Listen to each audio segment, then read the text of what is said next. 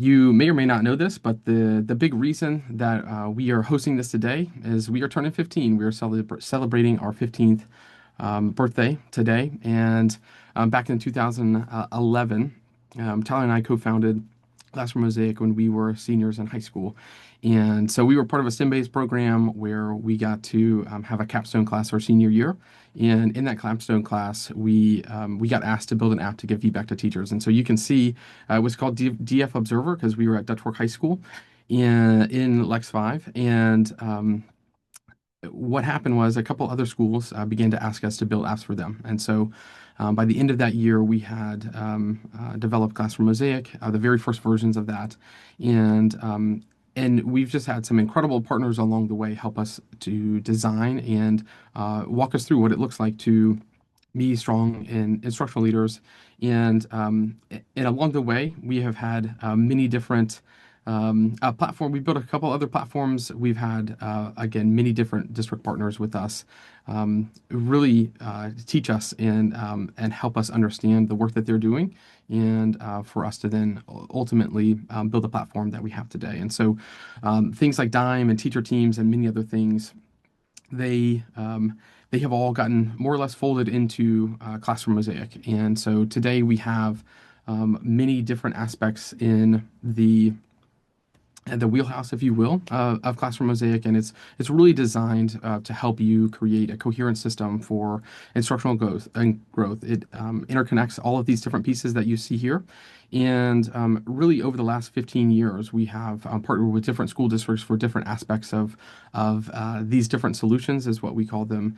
And what we found is that most school districts have strong frameworks, they have strong goals, and there's a huge challenge to in the execution of these things, ensuring consistent practice and really translating individual classroom evidence and things that are going on in an individual classroom into action across an entire school district. And so we've built Classroom Mosaic to help solve that problem and connect those dots. That's one of the reasons why it's called the big picture, is that this idea that every observation, every coaching conversation, they all get aggregated together into a picture of what's going on in your school district so that you can make decisions based on of that. And so I am very, very excited to kick us off with Lexington School District 5. This is where Tyler and I, all of our K-12 schooling was here.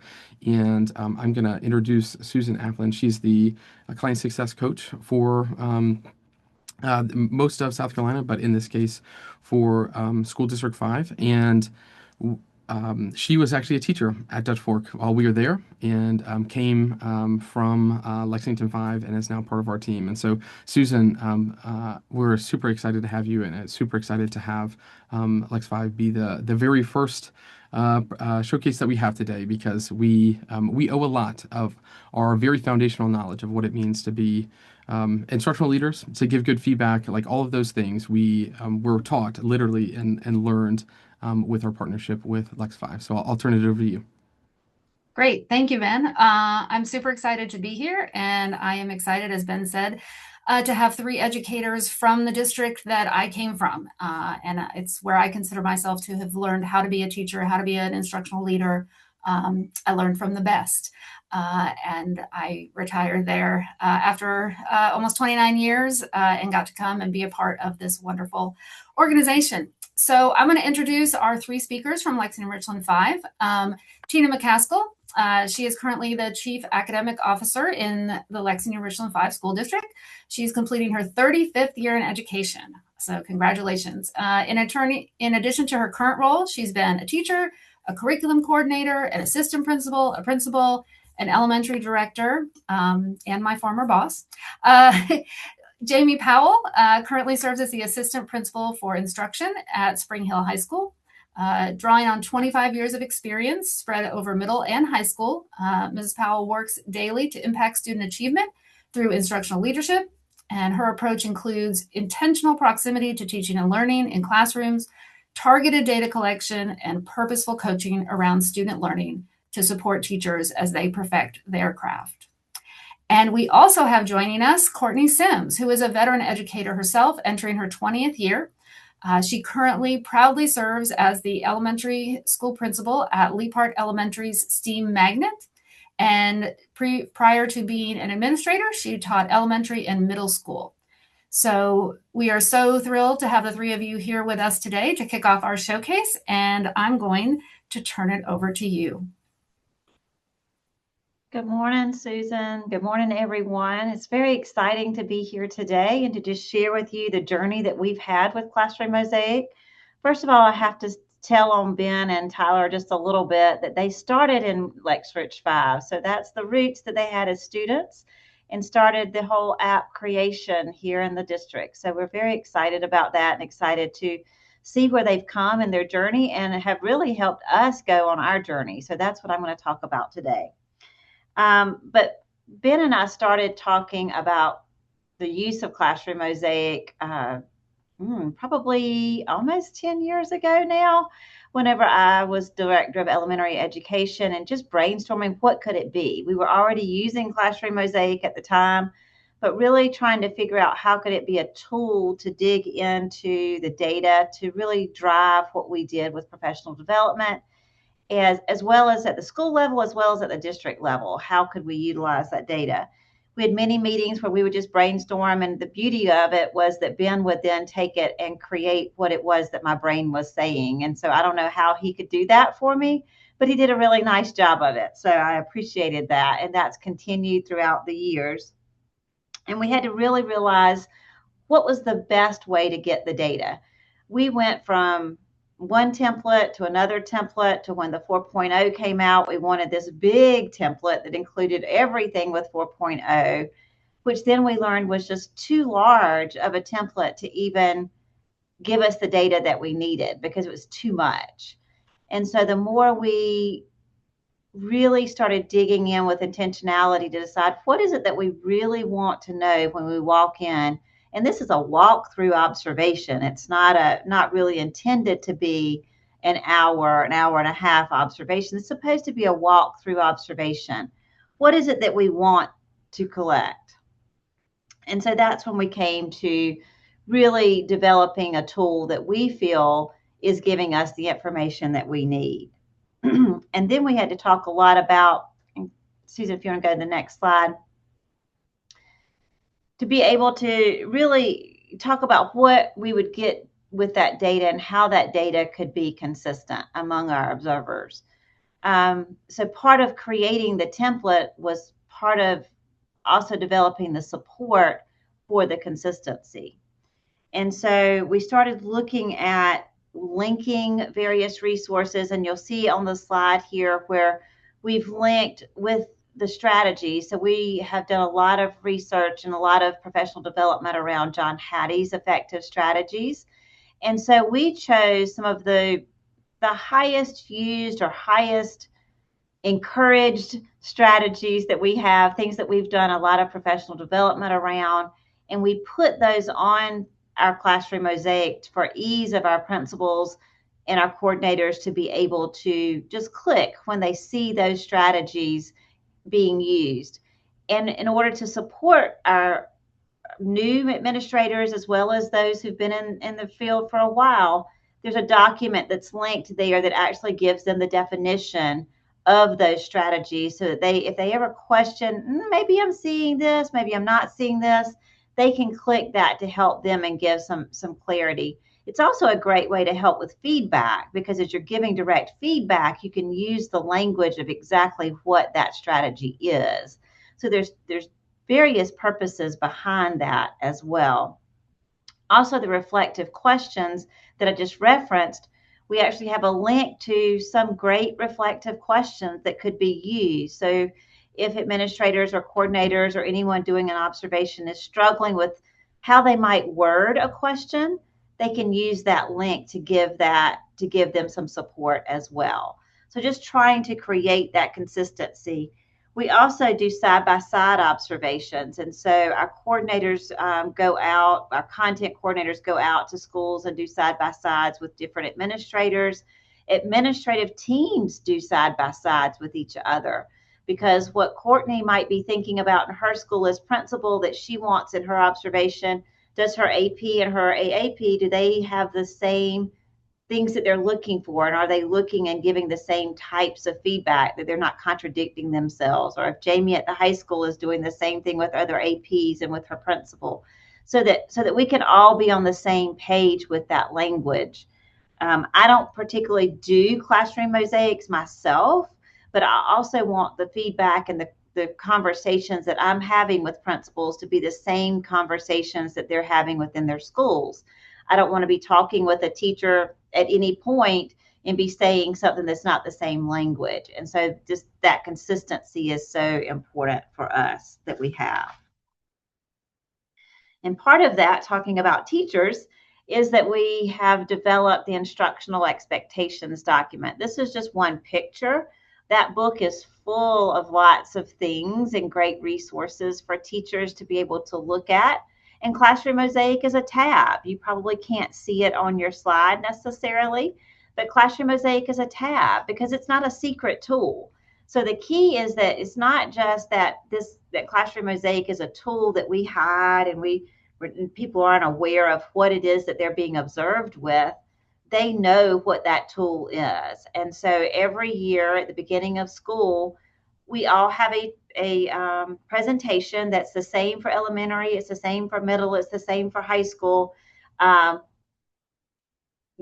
talks about what does Classroom Mosaic look for. And it's broken into pieces, and we take snapshots and put it into the presentation so that teachers know what it is that their administrators are looking for. So it's, again, it's not a secret.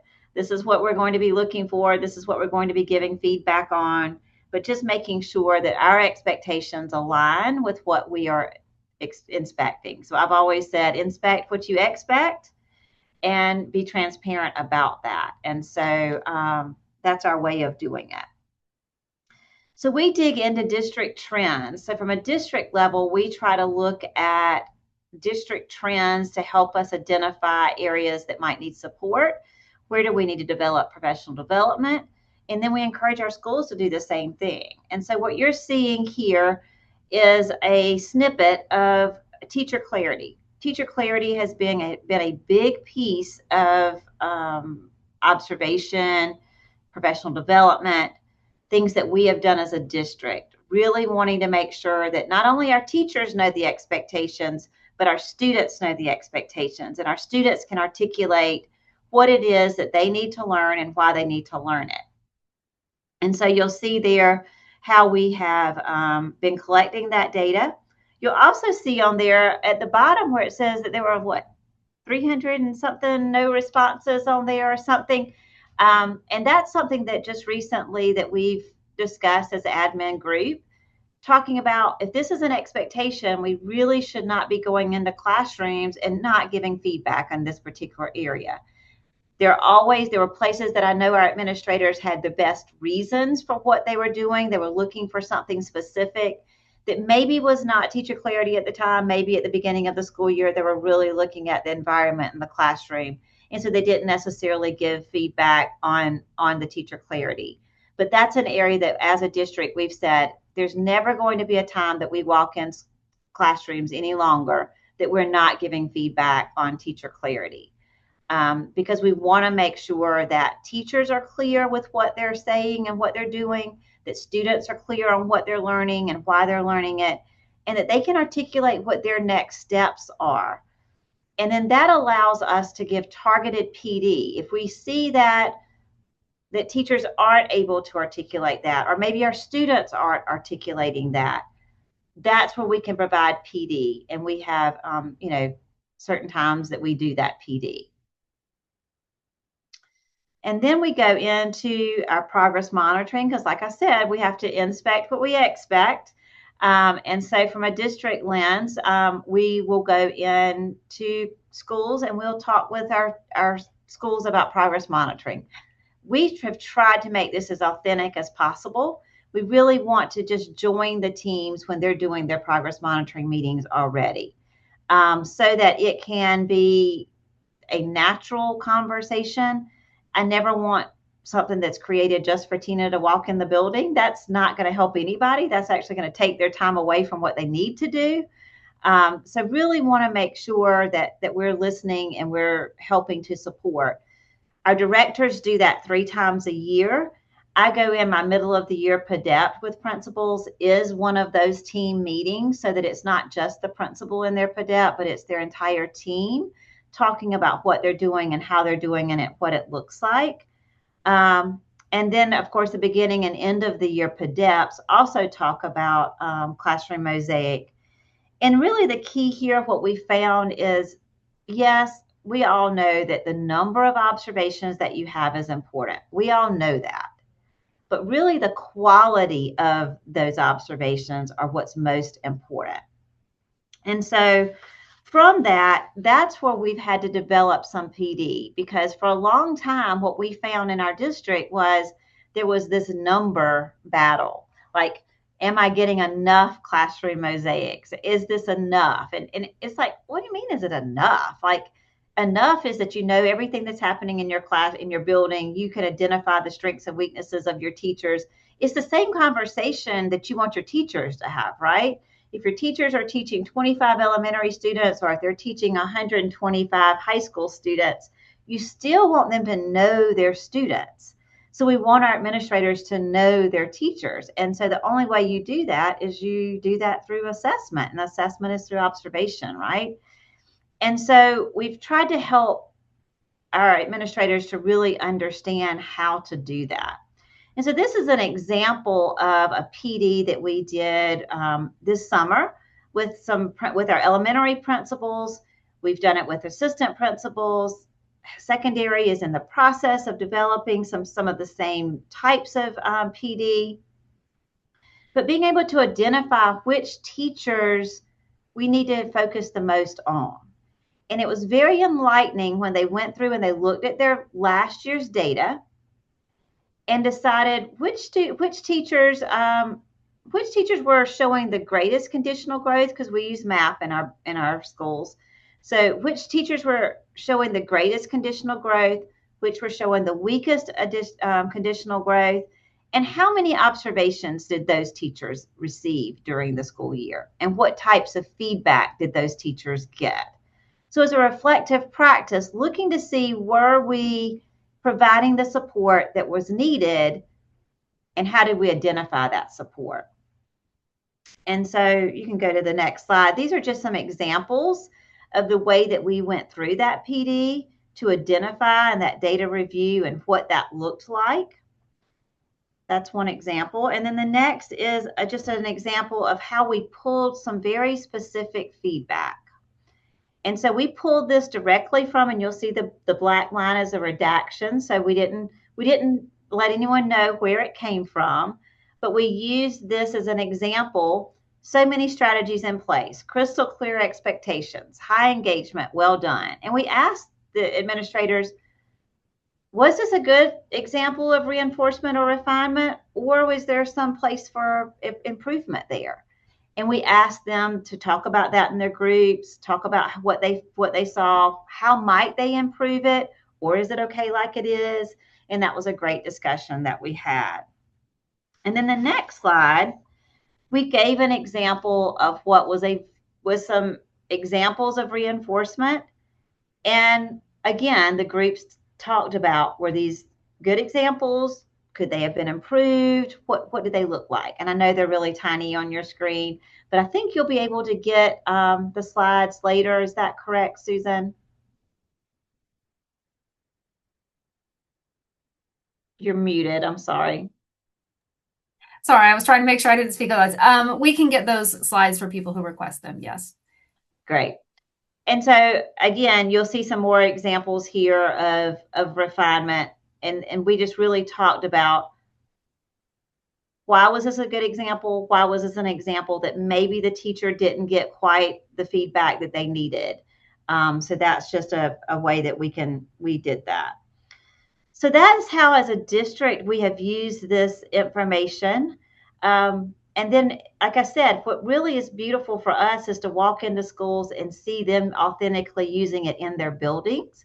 And so we have two great administrators to share with you. So I'm happy to turn it over to Courtney, who is our proud principal at Lee Parkstein Magnet School.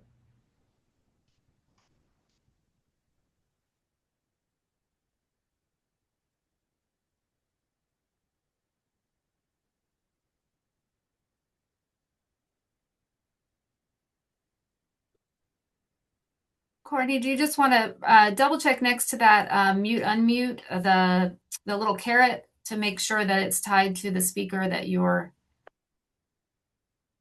using, your microphone?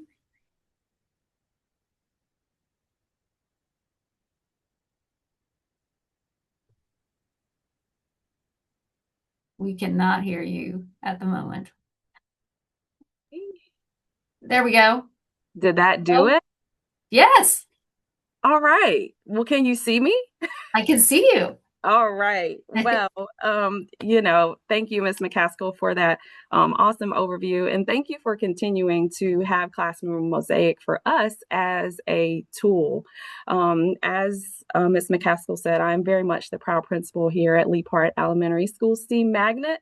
And as a principal, not just of an elementary school, but also a Title I school, of a magnet program, and a former CSI principal, Classroom Mosaic has really been instrumental in the story of our growth. I'm grateful that I can look back into a platform and genuinely see the story of instruction. I can see the progress that we've made in each and every one of the classrooms in our building. And so, again, at wearing those hats, I write a lot of reports.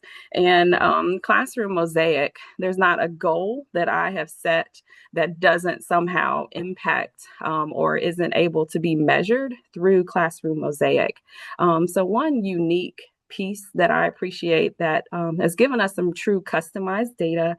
There's a section of Classroom Mosaic that when we were going through our magnet grant, we implemented Kagan cooperative learning. And while that is unique to Lee Park and a few other schools in the district, we were able to have that section of the template for our school to utilize. And over the past 5 to 6 years, we've been able to track and measure the true impact of that instructional strategy here at our school, as well as the implementation of UDL and other strategies that we have been utilizing here. Also, as part of our Title I plan, I appreciate the section in Classroom Mosaic that allows us to talk about the instructional tools, whether it's Nearpod or iReady, some of those things that we purchased using our Title I funds. I'm able to utilize the Classroom Mosaic data to demonstrate the fidelity of implementation, as well as the impact on teaching and learning here in our building. So definitely appreciate having the ability to have that customized data. Secondly, the balanced walkthroughs have been so beneficial for our entire administrative team.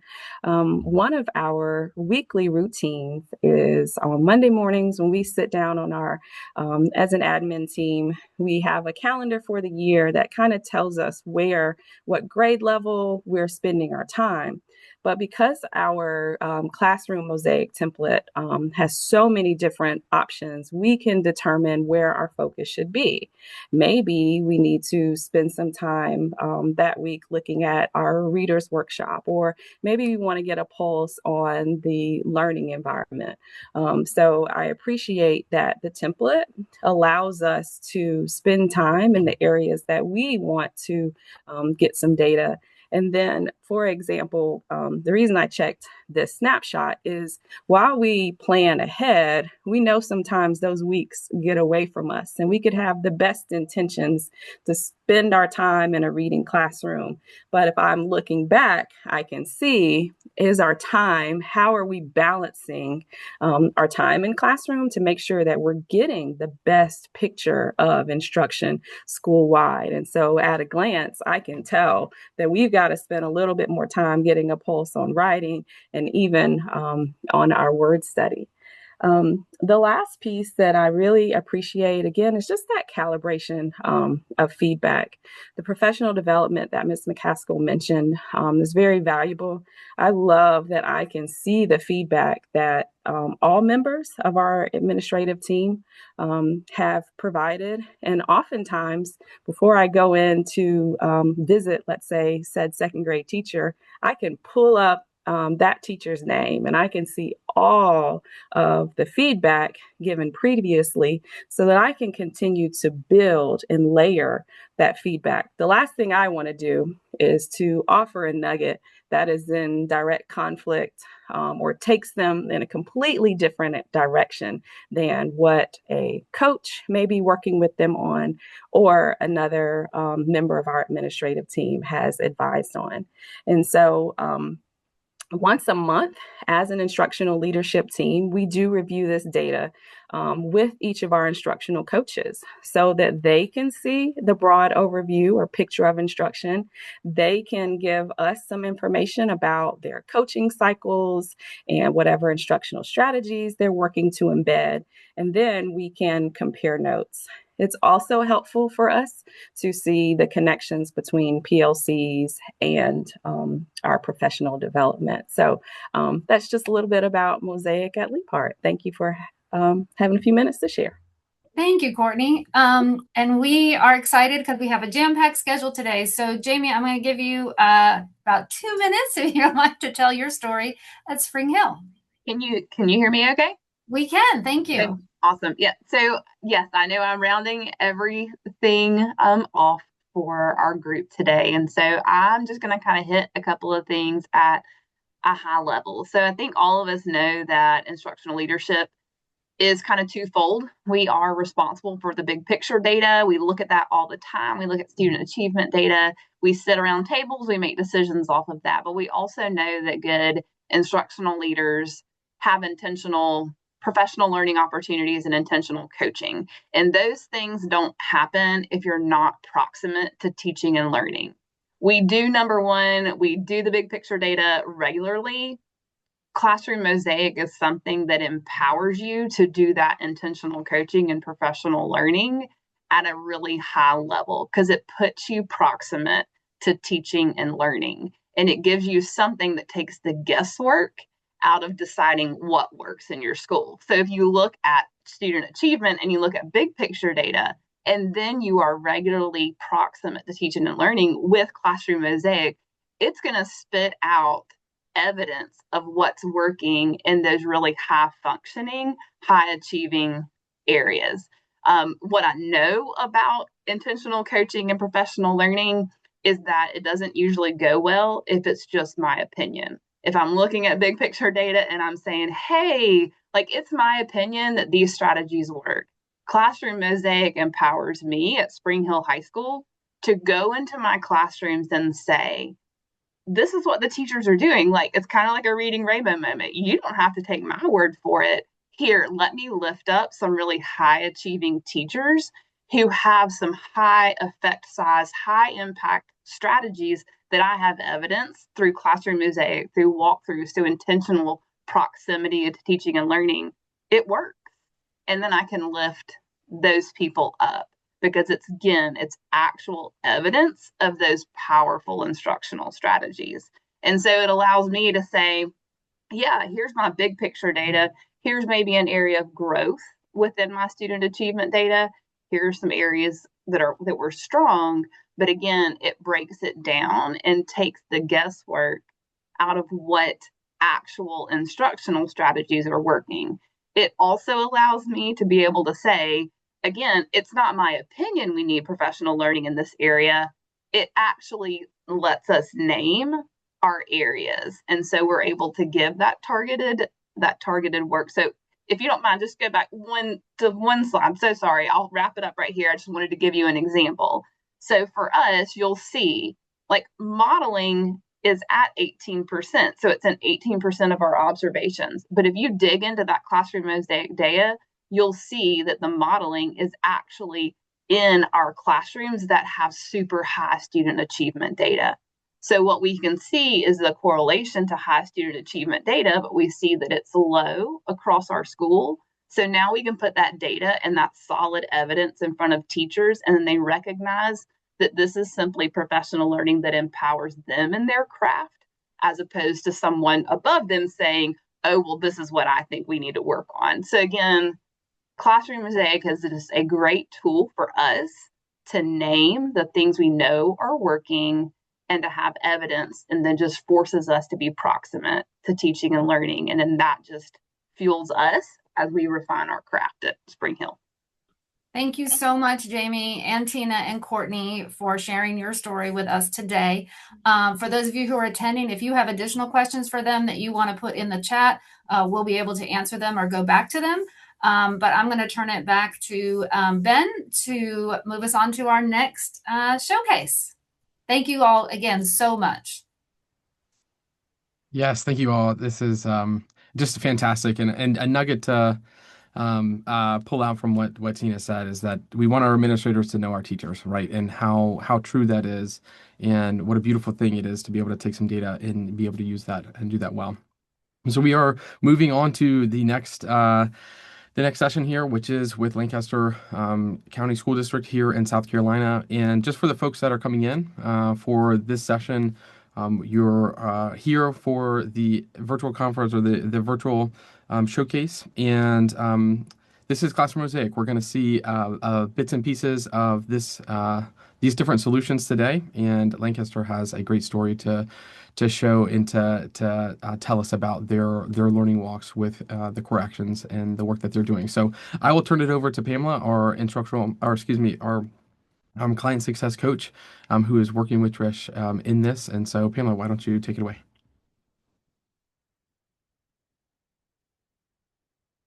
Good morning, everyone. I'm excited that you are here today, and I am happy to introduce to you Trish Sexton. She is a visionary instructional leader who has more than 30 years of experience driving student achievement at the school, district, and system levels. She currently serves as the Chief Academic Officer for Lancaster County School District, where she leads academic vision, curriculum alignment, and equity-driven strategies for over 15,000 students across 24 schools. Trish is known for her collaborative leadership style, her data-informed decision-making, and her ability to translate instructional innovation into measurable gains in student achievement.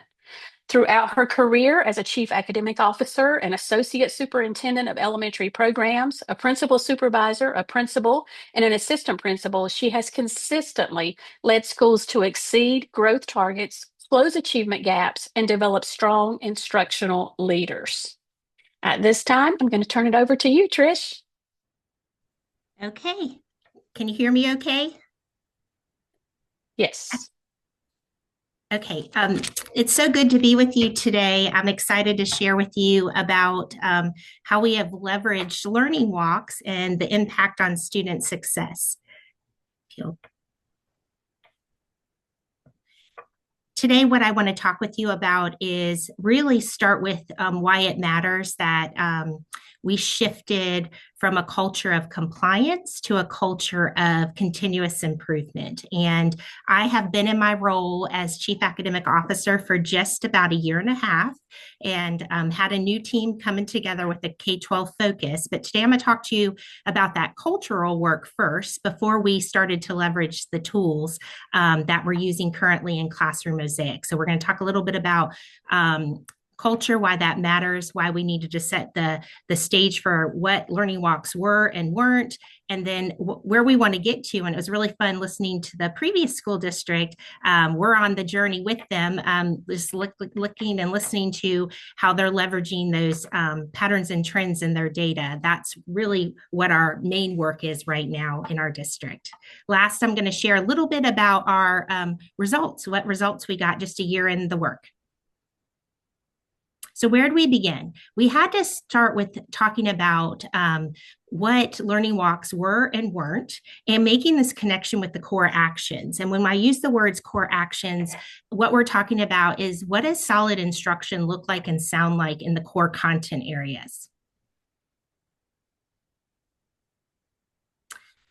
We also had to establish how we were going to do the work together. So I love these instructional core principles that you learn the work by doing the work. So it was really important year one that we set up leadership meetings and structures where we could calibrate on our learning walk processes, that we we viewed our principals and APs and coaches like they are the main instructional leaders, and it mattered that they were alongside doing this work. And what was the most exciting to do last year is we invited teachers to come along with us on these learning walks as well.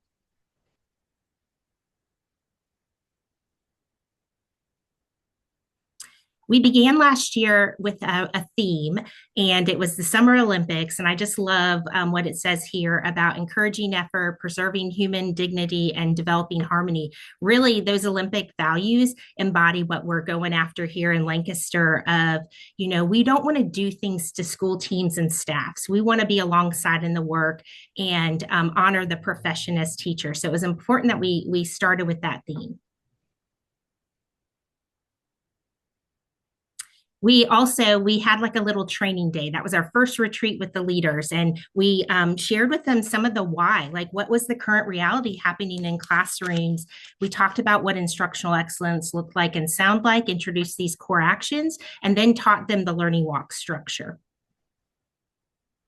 We also talked about our values, what we valued. It was important that we work together. We own our strengths. We take pride and we show up united, that everybody has a position to play, and that we need to tackle challenges transparently and openly. And the next set of core values, we're just being tight on our clear vision of what instruction looks like and sounds like, that we valued having a strong coaching culture in the district. And it was important that when we were out in buildings that we knew our leaders and school teams.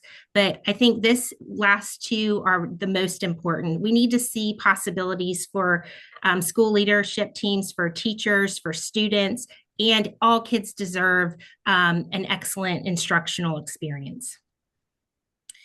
I don't have time to show you this video, but I want, when you get access to the slides, this is one of my most favorite videos to share. I'm gonna talk you through it. There is a young soccer star.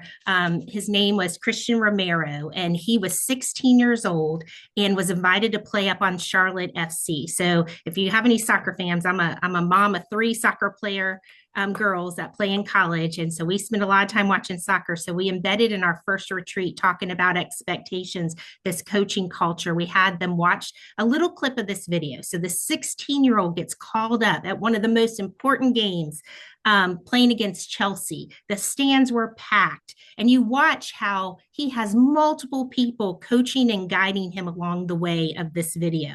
When he's called onto the field, he goes in the last few minutes of this game, and he makes one of the most impactful plays that ends up causing a penalty kick.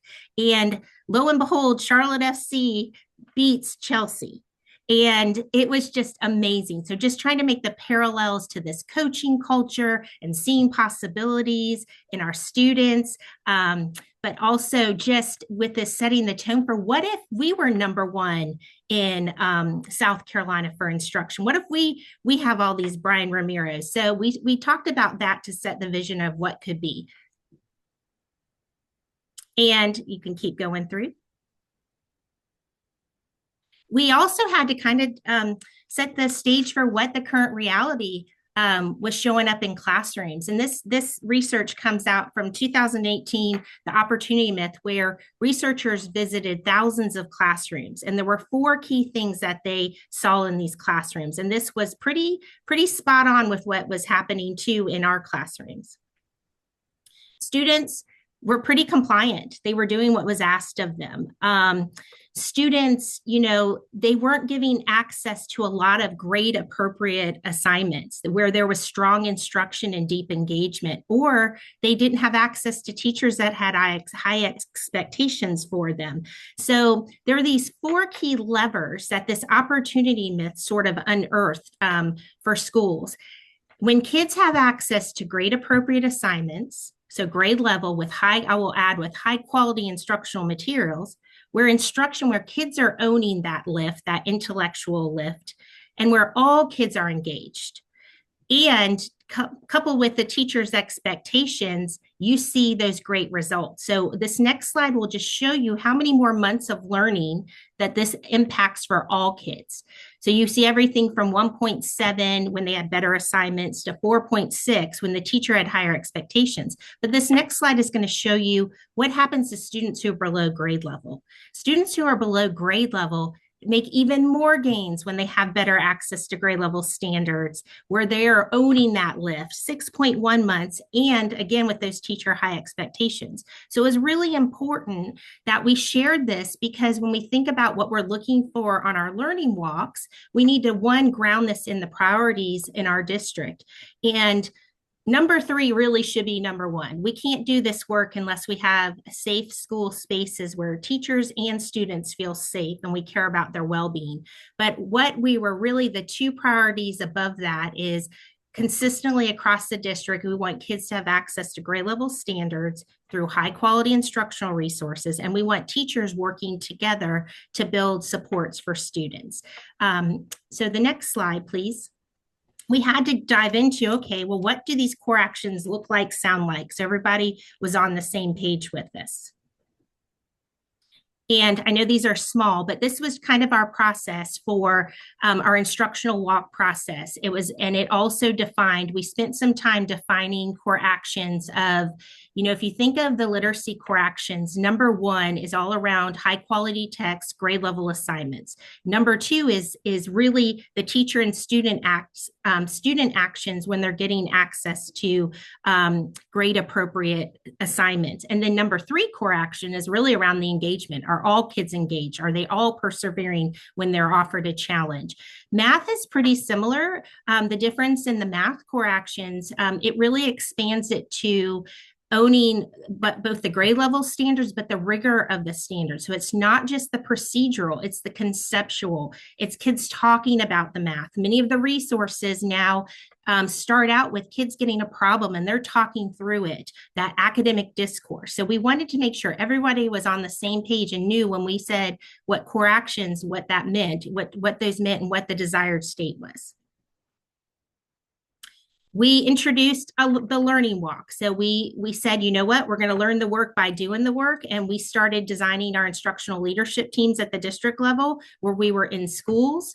And it wasn't just sit and talk at principals about what we wanted to see. We went out and did walks together.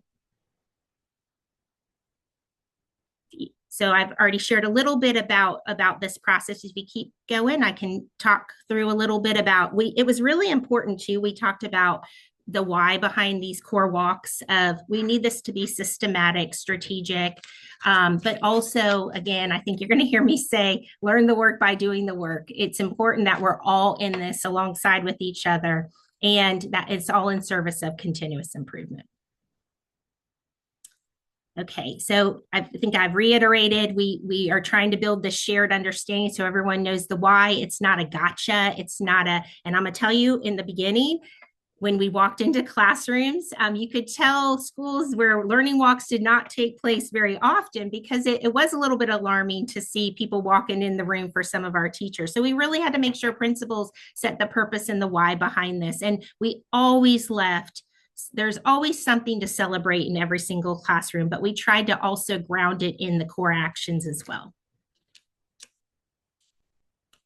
So here's our process of the learning walk. I'm going to break this into a few more sections in just a minute, but it was important that we talked about those low inference notes. We talked about actually how to record evidence and look at the patterns and trends.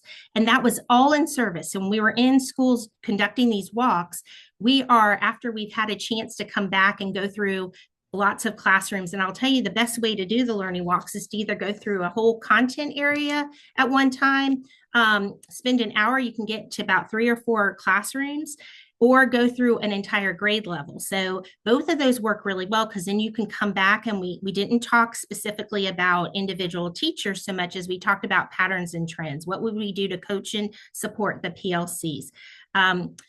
keep going, sorry. So the low inference notes, what we emphasized is making sure that these are not judgment notes. These are just kind of time stamping, looking around the room, looking at the work students are doing, what questions are being asked, just recording as much as possible the experience. So here are just some samples of what the low inference notes, 16 out of 20 completed the entrance ticket.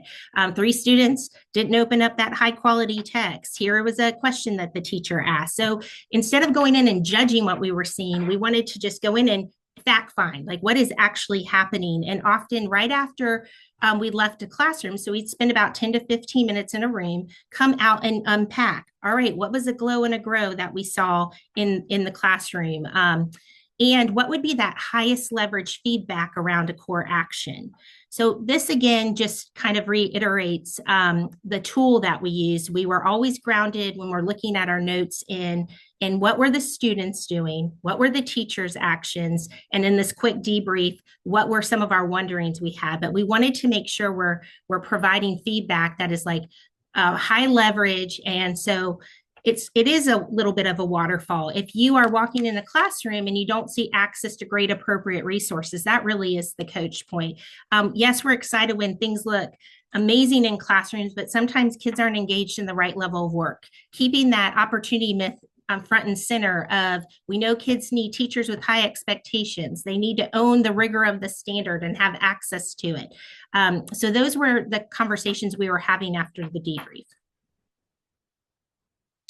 We had really outstanding feedback, and this was just some feedback from when we invited teachers into our session. They were so excited to see kind of like, what is this learning walk all about? I also did a presentation with our teacher forum, our teacher leadership group, so that we could share the why behind this and that they felt part of. It really was important that we're creating a culture that is not a district office versus teachers, that it's not a them versus us, but that we're in the work, learning the work together. All right, so year 2. So that was a lot for year 1. Just to recap that, year 1, establishing our vision for instructional expectations, creating a process and a system that we were doing learning walks in all buildings. We did over 2,000 learning walks last year. I was really proud of that. Moving away from just compliance, not when leaders would ask, well, Trish, how many should I do? It's really, you can't know exactly what's happening. You can sit in PLCs and give feedback and hear what's happening, but it really is the heart of what's going on in your building is seeing it in action with kids and being able to coach and support teachers by having a chance to go through classrooms. All right, so year 2, we've dug a little deeper, and this is where we've introduced the classroom mosaic. We used a Google form last year, and this year we decided we were going to really simplify our core actions, and instead of trying to do all the things, like really drill it down to the 3 or 4 most important indicators in the core action, the ones that look for on grade level, kids owning the lift, and then also all kids being engaged in the activities. We also have spent a lot of time in our principal and coaches meetings drilling into academic discourse and making sure that kids are thinking, reading, talking about our high quality resources. Okay, so if you could go to the next one, it's just going to share with you some of the patterns and trends that we've shared with our principals around that core action of the academic discourse, whether that was happening or not happening. We asked them to look over the data as a district from K-5 math, 6-12 math, and Pamela was instrumental in coming and leading some of this professional development with us. We were just staying kind of low level in what are the facts? What do we see in this? And then the next slide, what does this tell us or what doesn't this tell us? All in service of continuous improvement. And you can just, I think it was important, and this one probably should have been before the other 2, of celebrating what we were seeing going well and right, because you can see we did see more evident than not evident or not applicable or somewhat evident. So we are excited about that. Okay, if you just problems of practice. So really getting rooted in like, what are we not seeing going well and right, and how do we coach and support around that? Again, that's just what recommendations. So those were all leading them and reviewing their data and how to use that to help with continuous improvement. All right, so just a year in the work. The other thing that I wanted to share is we had board members join us in instructional walks, and they were blown away by what teachers do on a daily basis, what leaders do on a daily basis. We completed over 2,000 walks I shared with you, and I'm really excited to share some of our results from first year in this. When we talk about being the premier district, we ranked in both third and fifth grade math number 6 out of 75 districts, and number 7 in fourth and sixth grade math. We had our elementary literacy and math had strong double-digit gains in third grade. So this slide sort of shares with you our double-digit gains, third, fifth, seventh, U.S. history, sixth grade science and biology. And I attribute these gains really to two things. Access to grade level standards and high quality, better use of resources. And we're still not there yet, but we're getting there. And the second thing, going in and observing practice and coaching around that. And year two, we are still working on what is solid feedback. How do we support teachers in this? The next couple slides, we'll just run through them, but you can see we saw success in 90% of our tested areas in our South Carolina Ready. And you can just see this sums up. I'm really proud to see where we're going with third grade ELA in particular, how students are growing there. And we reduced our students that does not meet. The year previous was over 25%. We're in the does not meet category. We reduced that to 14%. So you can just see some of our gains last year. We still have a lot of work to do, but we're really proud. And this has become a practice that is part of the way of the work in our district. I could probably speak for hours about the importance of learning walks. There's intention behind why we call them learning walks. We needed to set the stage for what we wanted this to be for kids, how we were going to show up in the work, the systems and processes we have, and outline to what happens in a learning walk for school teams. But what I'm proud to say is this year, teams are owning that. We did a lot of modeling last year. It was every leadership meeting we did learning walks. We invited teachers to it. But this year, school level teams are owning that. So I really just appreciate the opportunity to share a little bit about our journey. I'm a year and a half into this journey, but I will tell you, leveraging Classroom Mosaic and leveraging learning walks with core actions has been a game changer for kids.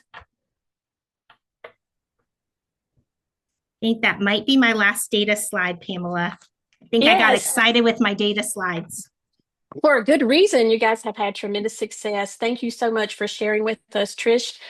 We appreciate your insight into your journey. And I think at this time, does anyone have any questions that you might want to ask? And Susan, I may need a little help with the questions in the chat. And I know Ben will be joining us in just a moment. So there's a question from Kimberly that says, would it be possible to have a PDF look at Trish's Learning Walk template? Absolutely. I can share all of those resources with you. Okay, wonderful. Thank you. Thanks. Have a great rest of your day, Trish. Thank you. Oh, I guess, Trish, maybe before you go, I would be really curious to hear a little bit more about just I'm going to say the work and the conversations that you had with your principals as you were rolling out this. It was a whole new learning walk structure, right, for the entire district. And so you talked a little bit about that, but I guess talk to me about some of the highlights of the things, after year one. Like, there were some questions at the beginning, and once they got into it, what were they, what were they saying? What are they saying now about that process? Yeah, that's a great question.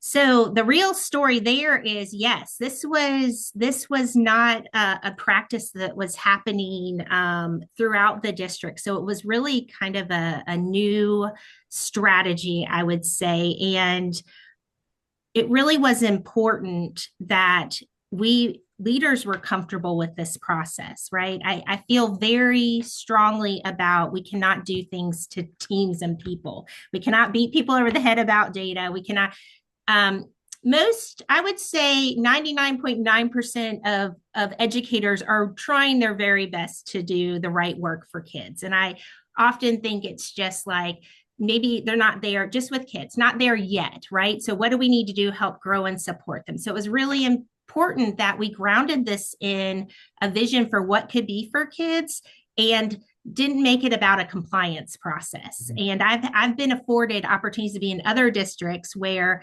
sometimes that compliance piece takes over the intent behind this. And once we included, the reason we brought teachers into this is because they had a lot of questions about it. And it was only as good as what leaders went back and shared with their school level teams. So it wasn't perfectly rolled out. There were some things we were constantly reviewing and surveying, and it was intentional to go in and talk to the teacher forum about.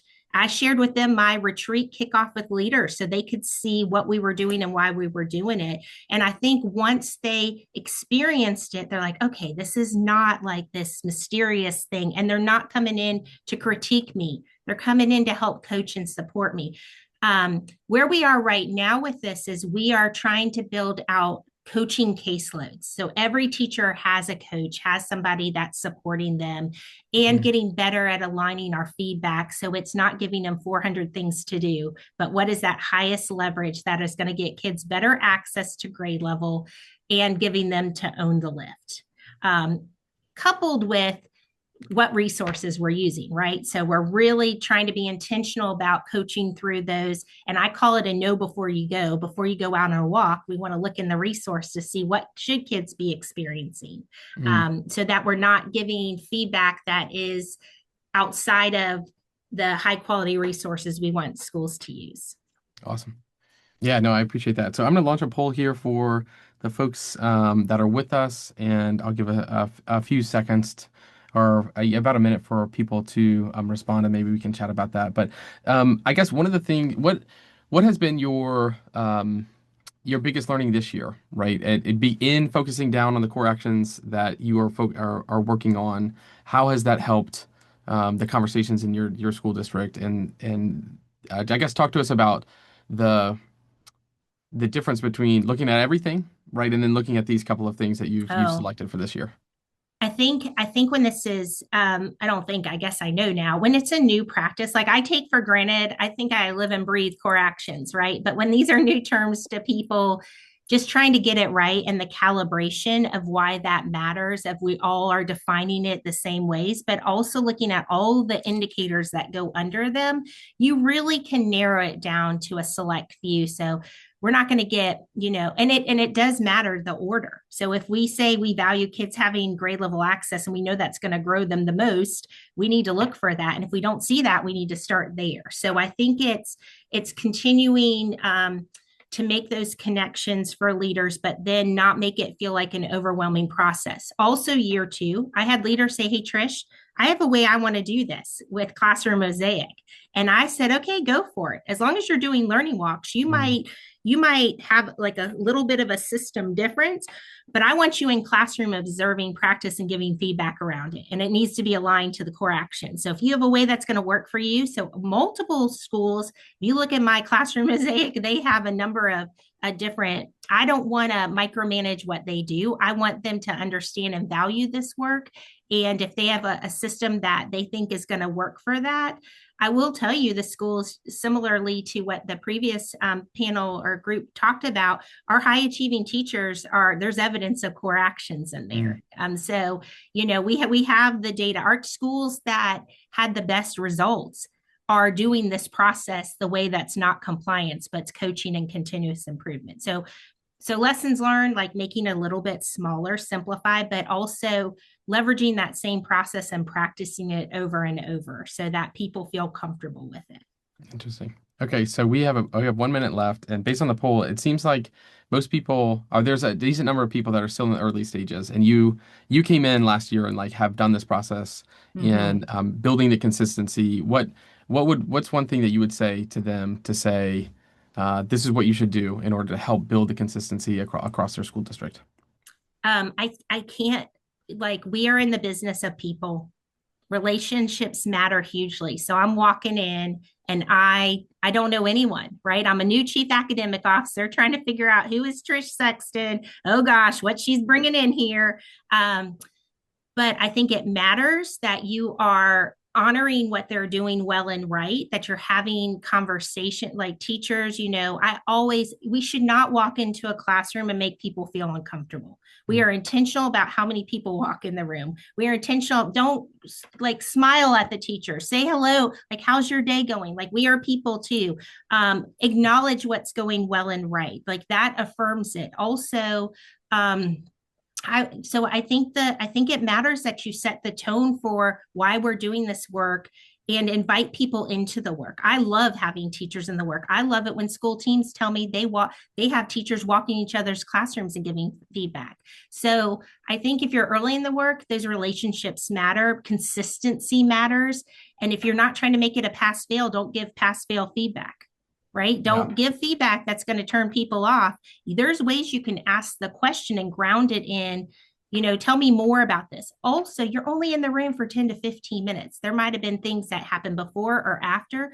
Don't give blind feedback. Don't hit a form and we were intentional. We turned off the feature that rated them. I don't want them feeling, if we don't want it to be pass fail, I don't want them to see that rating yet. I want it to be, here's my question I have for you, but I also have set this up as the leader. I'm talking to you before I came in your room and sharing with you the process and what we're looking for. So it doesn't feel like it's just a blind walk and they're coming to get me and they don't like what I'm doing. No, I think teachers love it when they know the why and understand the process. And just a quick little, I know we're rushed for time.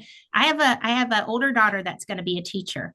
I wish I was doing a little run a show with her and she's like, Mom, how do teachers feel about this? I would love this. So I think when it's positioned the right way, it builds practice. It builds pride in the work. But when it's you just randomly send an email that gave them their feedback and they have no idea, then they're like questioning. So go slow. That's a beautiful thing. What I heard was go slow and also explain the why. Yes. So thank you so much, Trish. What an incredible example of the work that you are doing in Lancaster. And we're super excited, obviously, to be a partner in that and just a small part of that. So thank you so much. So we are going to head on to the next session here with Dorchester 2 and also in South Carolina. And for the folks coming in, this is a showcase of some of the work that we are doing with our partners here across the country, and we're going to get to take a look at a few different solutions here, and we're super excited to have Dorchester 2 and again Susan Applin, the client success coach on our team that is working with them in the work there. And so Katie and Kenneth have been great friends of mine along the way, and so we're super excited to have you all here, and I'll turn it over to you, Susan. Okay. Katie and Kenneth, long time no see. I only say that because I had the pleasure of being in Dorchester yesterday and doing some work with their principals. So it's what I love to do, be out in schools and districts working with educators just like them. I'm going to introduce them and then I'm going to turn it over to them to get started.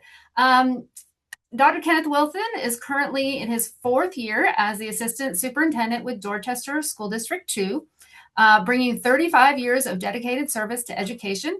He holds a Bachelor of Science in Math, a Master of Education in Administration, a Specialist in Education, and a Doctor of Philosophy degree. Throughout his career, Dr. Wilson has served in a wide range of roles across all levels of education, including elementary, middle, high school, math teacher, assistant headmaster, preschool, assistant principal, district testing coordinator. If there has been a role, Dr. Wilson has done it. So we are thrilled to have him here. Katie Barker currently serves as the assistant superintendent also in Dorchester School District 2, where she supports instructional leadership, curriculum implementation, and continuous improvement across schools. She brings experience as a former elementary principal, assistant principal, instructional coach, and special education teacher. Katie is passionate about helping school leaders turn classroom observations and student data into meaningful action through systems that support educators and students. So I'm thrilled to have you both here. For our participants, we're going to encourage you to participate in the chat, introduce yourself, ask questions as you'd like. And at that point, I'm going to turn it over to the two of you. Well, good noonday, everyone. Right. It's good to be here with you. Katie and I are actually coming right out of an assistant principal's training that we're facilitating today and tomorrow, two different groups. And so they are having lunch and we are here with you and happy to be here. That's right. Thanks for having us. All right, so where we began. So we started our journey with Classroom Mosaic initially back in 2017. As a matter of fact, I went back to look up when we actually started this, and our first meeting with Ben was on May 4th of 2017. And so it took us another year before we actually committed and actually signed on with the product itself. And so currently we use Classroom Mosaic for multiple things, including the walkthroughs, and we do that for our general education as well as our special education classes. We also use it for a school counselor walkthrough. We use it for our Reading 180 and Math 180 classes, our literacy and math models, as well as our 4K. We also have coaching observations that are part of the platform, and we have professional learning community observations as well. And on top of those, we've also added evaluations for assistant principals, admin interns, district administrators, athletic directors, and classified staff. So we use the platform for multiple purposes. So to speak specifically about walkthroughs, prior to 2018, we did not have a system across our entire district to be able to look at walkthroughs and see what was happening across the district in every classroom. And so at that particular point in time, we were using paper pencil. And so individuals would do observations. I think we had a two-part form. You would tear it apart. You would give the teacher or whomever you were observing one copy of it, and you would keep a copy. Those copies went various places. We don't know where they all ended up at the very end of things, but we had no district way to look at observations and see how things were going in individual buildings and then how they were going across the district as a whole.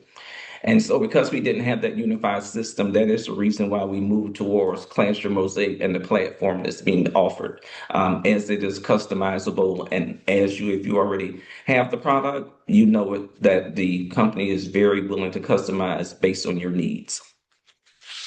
So, as Kenneth mentioned, we had a ton of data between PLC walkthroughs and observations in classrooms, but we weren't necessarily seeing a change in overall instructional practices. Our administrators were doing a great job completing walkthroughs, documenting them, and we thought we were giving teachers feedback, but we faced several challenges. For example, we have in our district have over the last several years kind of had an expected number of walkthroughs to make sure that all of our administrators were getting into classrooms. But because we had become a little compliance driven with that, we were doing a lot of documenting what we saw. So feedback was really broad. For example, objective was posted on board, things like that. But there wasn't anything that the teachers knew how to follow up on, knew what to do better. We were just documenting what we were seeing. So we had a lot of different information, and we just weren't being very intentional about where we were going with that. So we didn't see that practice change that we know we want to see following walkthroughs. So, Susan, thank you, perfect timing. So we knew we had to kind of shift our purpose. Once we felt really confident about our administrators and our instructional coaches, and our district leadership using the walkthrough tools, we knew we had to really shift our purpose from not just observing in class to focusing on instructional growth in classrooms. So we did a couple of things to shift that focus. One, we started using the feedback that we were getting to really look for those trends. So what was happening well within grade levels, within specific schools in their different content areas? Were we, for example, focusing well on stating and posting our standards and objectives? And that was something we could celebrate, but did we need to build up our questioning strategies? So really looking for those trends helped us to build out what some next steps would be. We also really focused on administrators using those walkthroughs for coaching conversations, that it wasn't just about going in, completing your informal walkthrough, sharing feedback, but how do you build on that from a coaching perspective so that everybody in your building is getting feedback that they can build on. And then using that for our collective teacher learning is how are we using all of that we're learning from our walkthroughs and building professional development? How are our instructional coaches supporting some of those trends that we're seeing so that we can have a larger impact on teacher practice? And using Classroom Mosaic for that really helped us. As Kenneth said, we were using paper forms, so certainly no way we had the time or the energy to really compile all of that. So it helped us really shift that lens from looking just at what I saw to what we're all seeing, and most importantly, what we're going to do about it. So as we shifted that purpose, we really focused on what do we want to zoom in on? Where are we going to get the biggest bang for our buck? And after some talk with district leadership, looking at best practices, we kind of started first with actionable feedback. So what are we doing during walkthroughs that a teacher walks away from that walkthrough after they see their feedback and they know exactly what to tweak, what to change, what to do differently, what to add, what to take away. And we were very intentional about making sure that the feedback was actionable. So one of the things that looked like for us was limiting the areas on our observation tool. So if we had 10 areas that you might observe or give feedback on, letting administrators and teachers know that we might really be focusing on only 2 or 3, so that way we can be very intentional and detailed in the feedback, but then also in the next steps or the actions that we want teachers to support with that. And it also let a teacher know that if this isn't just an area to focus on for you, what we saw to come to that decision, but also if it was an area of strength, what supporting evidence are we providing so that you might score a teacher exemplary in motivating students, but if you didn't give some evidence about what the teacher did that was so strong, then the teacher doesn't know to continue that. So really providing evidence and not just ratings, not just a score for how the teacher did during that time. Also following up, we talked a little bit before about those coaching conversations.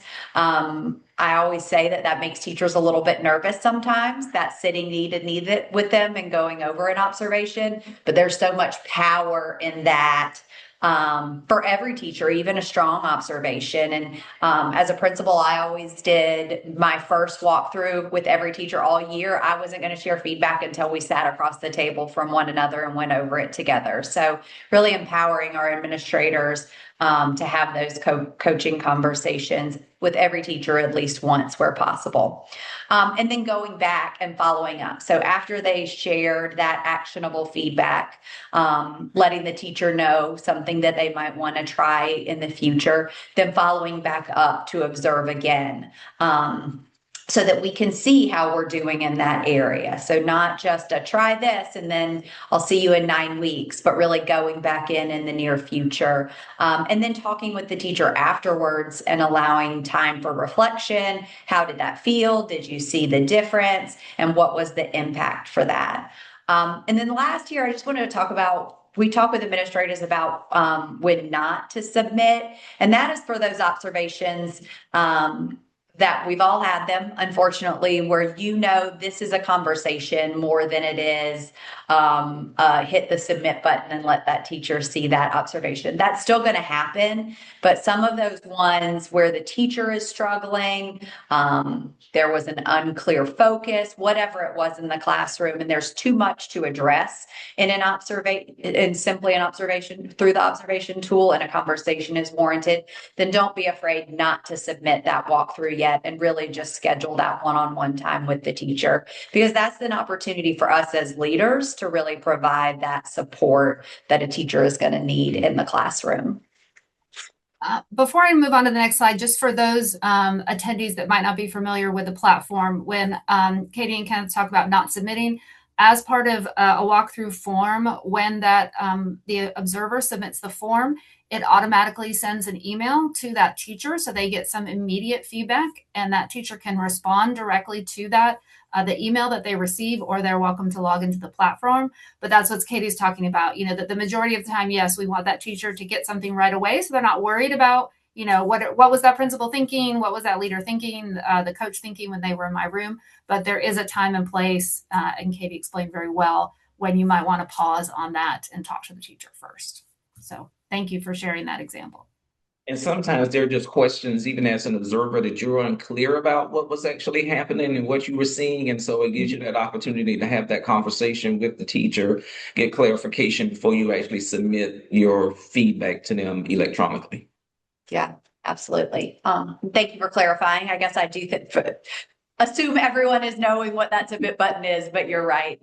And this is something I'm going to now share just a few things that we've started recently to really take what we're doing in our current observations and walkthroughs at the school level and building on that, because we know that never ends, right? There's always more work to do. We always want to see our teachers growing, but also our leaders. And that's something that I feel like we have really started focusing on more of this year, is equipping our administrators and our instructional coaches with tools that to really focus on that they can use during a classroom observation. So we know that we are always better together.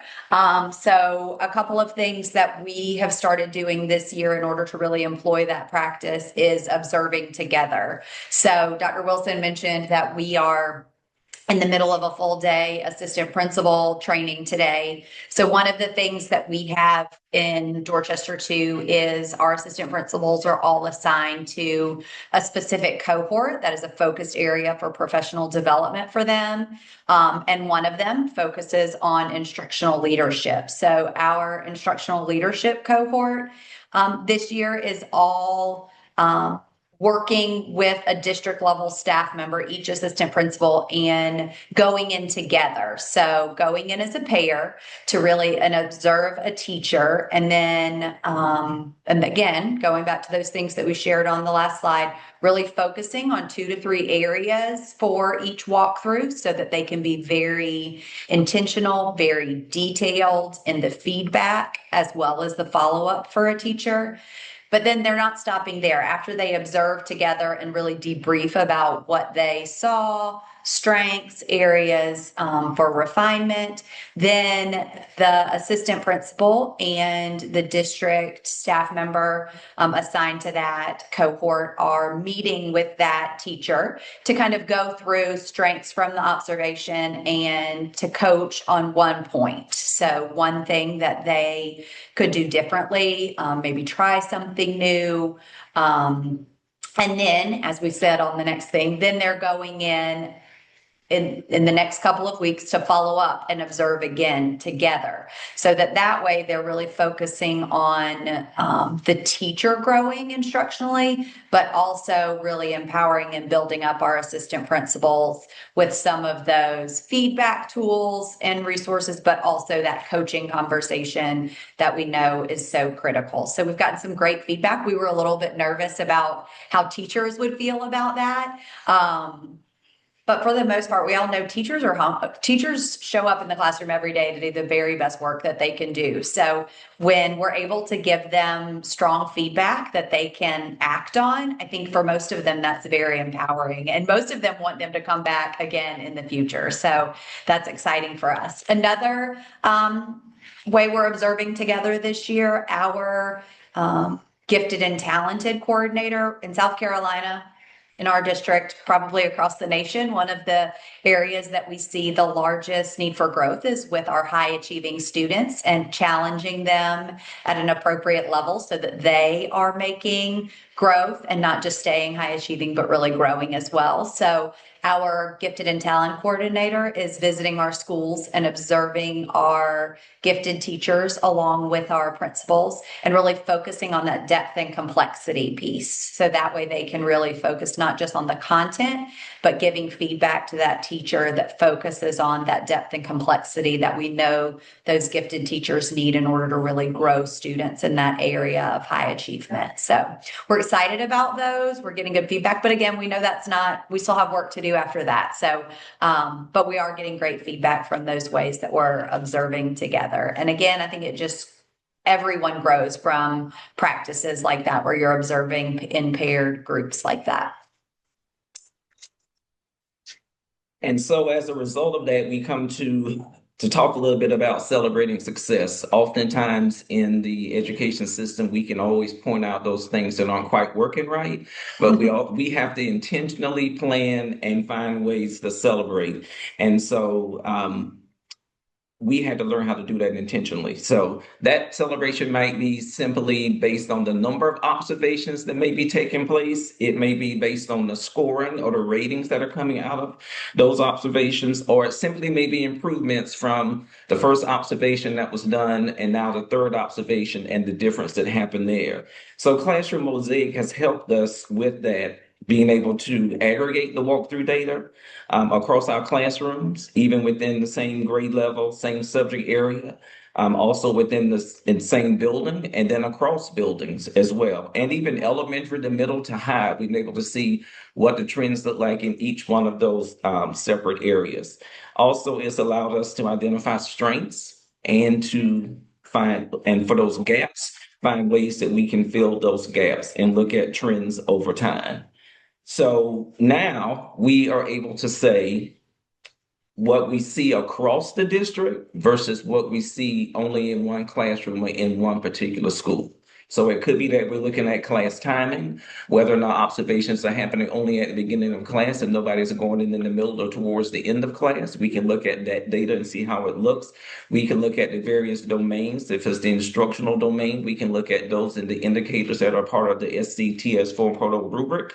We can look at the learning environment, how things are going there. And then, as this slide is showing, the celebration of success, the digital learning environment, which we actually added onto our observation tool as a result of an accreditation visit.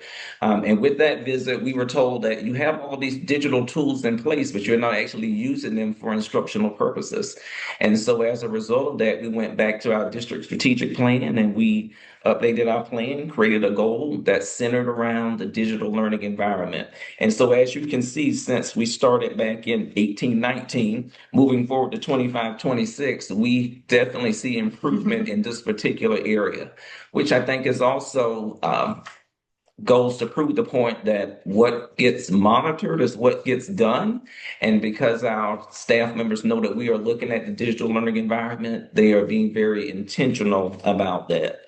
So this definitely is an area for us to celebrate and continue to celebrate as we continue to move forward using Classroom Mosaic. So why does this approach work? Number one, feedback is clearer. And so it's interesting that we've been talking a lot about clear this week in the principals meeting. We talked about it. We're actually doing we're doing Brené Brown's book study. And so to be clear is to be kind. So feedback allows things to be clearer, and it also allows you to be kind with what your feedback is. And sometimes that feedback might be positive feedback. Sometimes it may be feedback for improvement. It also allows us to be supportive. and to be able to give the right support to our educators based on what they need. And then we don't have what we call those random walkthrough messages where things are just kind of inconsistent from various walkthroughs. So walkthroughs are very purposeful. Some of our administrators tell their staff members what the area of focus is for the walkthrough is happening, and then sometimes it's just a general walkthrough throughout. For our leaders have become more instructional minded as it relates to observation and are able to speak in academic vocabulary as conversations are being held. And then we have shared language that's shared across all of our schools. And then for our coaches, and I guess I should pause a minute to talk a little bit about our coaches. Our coaches, when they go in and observe teachers, we created a rule back at the very beginning that all coach feedback would be between the coach and the teacher. Our administrators don't see coach feedback. All they know is that a coach went in and did an observation, but they don't know specifically what that feedback is. We tried to maintain that trust, and we've been very successful with that since we started to let that be confidential between the teacher and the coach. And then also that has helped to guide intentional focus as it relates to professional development that our coaches will provide to individual teachers, groups of teachers. And then when we plan PD across the district, we have great information to go to rely upon in doing that. So back to what Katie mentioned earlier, when we first started doing observations, it was more so about getting the count in, getting the score in. And so now we have moved from that to being to the place where we're really looking for improvement in coaching and growth. And that's really the focus and the why behind our observations currently. So as far as district impact at the district level, this has allowed us to have a clear instructional focus. We can have a district-wide focus in one particular area that comes from our observation instrument, and that's shared across the entire district. And it's allowed us, as I've already talked about, to have better planned PD and instructional initiatives because we have district-wide data that we can actually look at to see what's happening at various levels throughout our district. So we don't have to guess. And currently, when what type of support that we need to provide, we can definitely see because the data speaks for itself. This is the last thing I'm going to say. I'm going to be super fast because I know that we always take longer than we think we're going to, but just that we're excited. Our next step is we are adding the advanced AI option in with Classroom Mosaic, and we sneak peeked it with our principals yesterday, and we're excited about how that will build on what we have talked about previously. They're able to kind of ask it, what is an area that this teacher needs coaching in, and things like that. So we're really excited about what that added feature will open up for our administrators coming soon. Awesome. I'm going to launch a poll here for the folks as they're watching. But Susan, do you have any questions that you want to ask Kenneth and Kate? Well, as I told Kenneth and Katie, I said I feel like we could talk all day, every day. There's just so many good things that you all are doing, and we're really just happy to support the work. You heard in what Kenneth and Katie said, a lot of the customizing of things, I think is one of the great things that makes this sort of partnership work, that we can really help support the things that they do. Like Kenneth mentioned, the coaching being private. We have other districts who want coaching to be public, and that's okay. But making it fit the framework and the priorities that you have is what we always want to be there for. So we thank you so much for that. And I'm going to turn it back over to Ben to Absolutely. Yeah, this has been just a wonderful partnership. And I think along the way, right, we have been able to learn from each other and support each other in this work. And that's really what we love to do is join people side by side and build the things that they need. And so I guess one of the things that we're hearing from this poll, at least, is about running reports and trying to identify patterns to inform PD. And so you guys talked about that a little bit. Would you just maybe share an insight or two about how you use the data coming out of Classroom Mosaic to help inform professional development decisions? He probably has more direct contact with this than I do. But when we receive well, we haven't, I will say this, we are still working with reports in Classroom Mosaic. So when we pull the reports, we can definitely look in the instruction domain or in the learning environment domain, and we can see the areas where we score high as well as the areas that we need to continue to work on. And then based on those results, we then implement plans and actions to address those specific things. I agree. And I will say, I'll just give an example of how we see that working, is two of our domains that we observe for are problem solving and thinking. And because principals can pull scores for those areas from the dashboard, then they're able to know that those are areas that at the school level they need to focus professional development on, because those are the continually lowest scoring domains that teachers that administrators are seeing during walkthroughs. So that's just one example of how we're getting from that, looking at scores and feedback, to how are we building into professional learning and supporting teachers. Awesome. Well, thank you guys so much. Thank you for spending your lunch break with us, talking to us instead of eating. I hope that you're able to grab a quick bite before you go back to your APs. But again, we really have enjoyed this partnership, and we're looking forward to the next phase with the AI stuff. So thank you so much for spending your time with us, and we are gonna head on to our next showcase. This is Litchfield Elementary School District in Arizona. And just for the folks that are joining, we are showcasing 6 different districts here across the U.S. as our partnerships with them. And we get to see a little bit of each one of these solutions throughout the day. So I'm going to invite Pamela and Bridget and Jennifer to come on up, if you will, and take us through this. So Pamela, I guess, are you able to share your screen, or do you want me to drop off here? I am not. I do not have a share button. Okay. Mhm. So I guess let me stop share. Do you happen to have that now? Do not. Okay. Well, I will take it away then. So I'll turn it over to you, and I'll let you guys introduce yourself. Yeah, please. Oh, I'm happy to introduce Bridget and Jennifer. First, we have Dr. Bridget Doozy. She is the Deputy Superintendent of Litchfield Elementary School, District number 79 in Arizona's West Valley, where she oversees 16 schools, and they have a 17th under construction. They have 10,400 students and approximately 1,400 employees. During her 27-year educational career, she has worked in special education, general education, been an inclusion specialist, the special education director, and a middle school principal. She also has served as an adjunct professor at Grand Canyon's University College of Education. Her leadership philosophy centers on maximizing her talents to serve others and focusing on educational excellence and community engagement. Her partner here, Jennifer Benjamin, is the Assistant Superintendent of Programs and Instruction for Litchfield School District.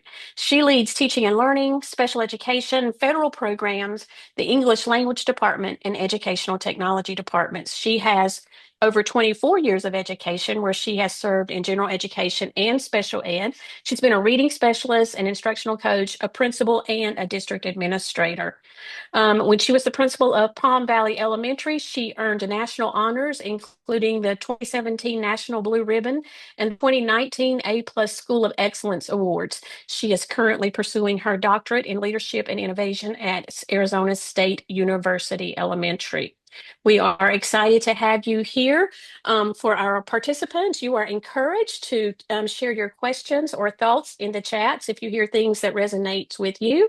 As you listen to Jennifer and Bridget share about evaluations and their very unique design. Oh, great. Well, nice to meet all of you. I do want to just do a little shout out for, I endearingly call her Jen Ben, but shout out for her. She has her defense on Friday. So as of Friday, concluding that call, she will officially be Dr. Benjamin. So super excited for her. So, Thanks. Well, we're yeah. excited to be here.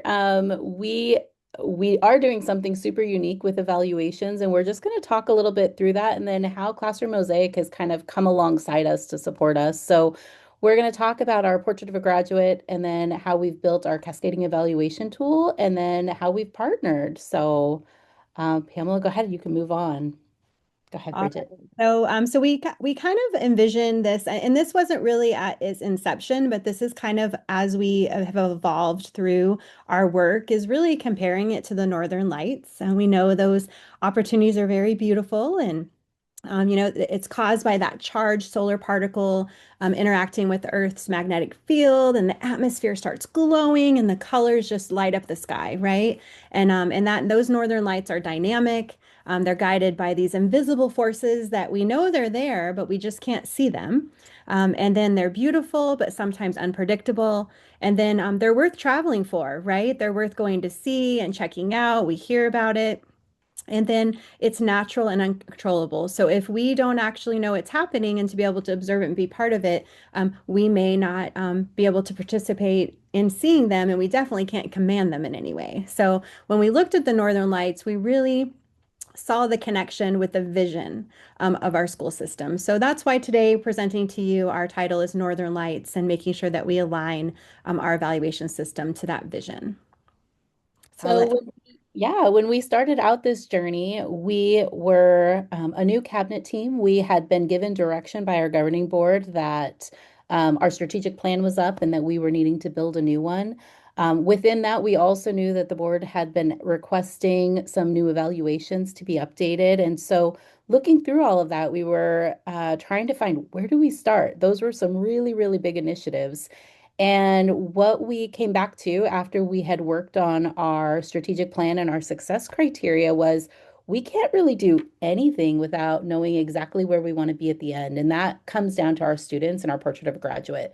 So what we did was we defined what our Litchfield learner, that's our portrait of a graduate. We are a K-8 district. So what that Litchfield learner needed to be. And before doing the strategic plan, before our success criteria, before looking into the evaluations, we started with this, with the end in mind. We brought committees together to help support that. And so our Litchfield learner is really the ultimate focus on everything that we're doing. And that's our guiding light. And that is our Northern Lights.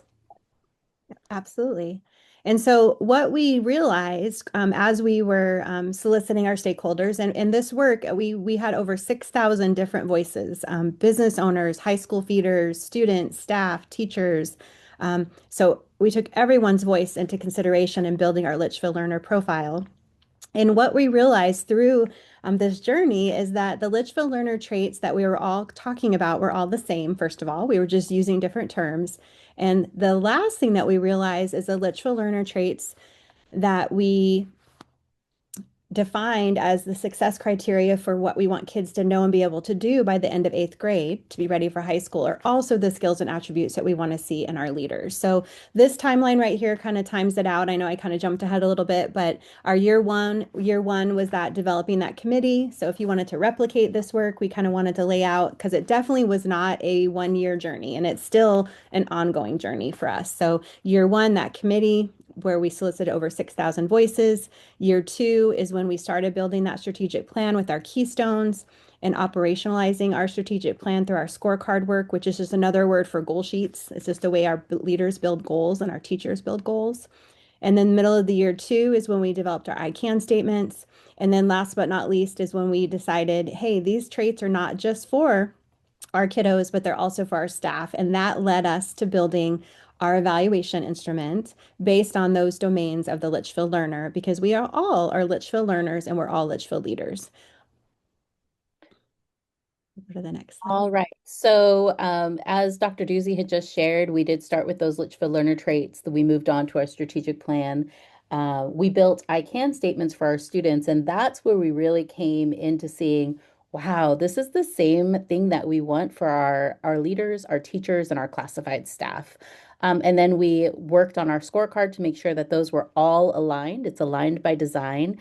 And then we came to our evaluation, and we decided to start with the leaders, because not only can we make adjustments as needed because it's a little bit easier with a smaller group, But then our administrators would be able to experience it. We could see if it's even going to work, and then we could streamline it and cascade. We call it a cascading system because then our teachers and then our classified staff. So we started with our leaders, and the Litchfield learner traits are the domains that we're using for our evaluation. So in our Litchfield learner traits, we've got communication, character, we've got content expert.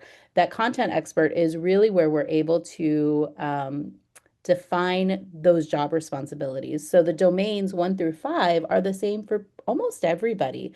The domain 6, where the content expert comes in, is where your classroom teacher versus your reading specialist might be different.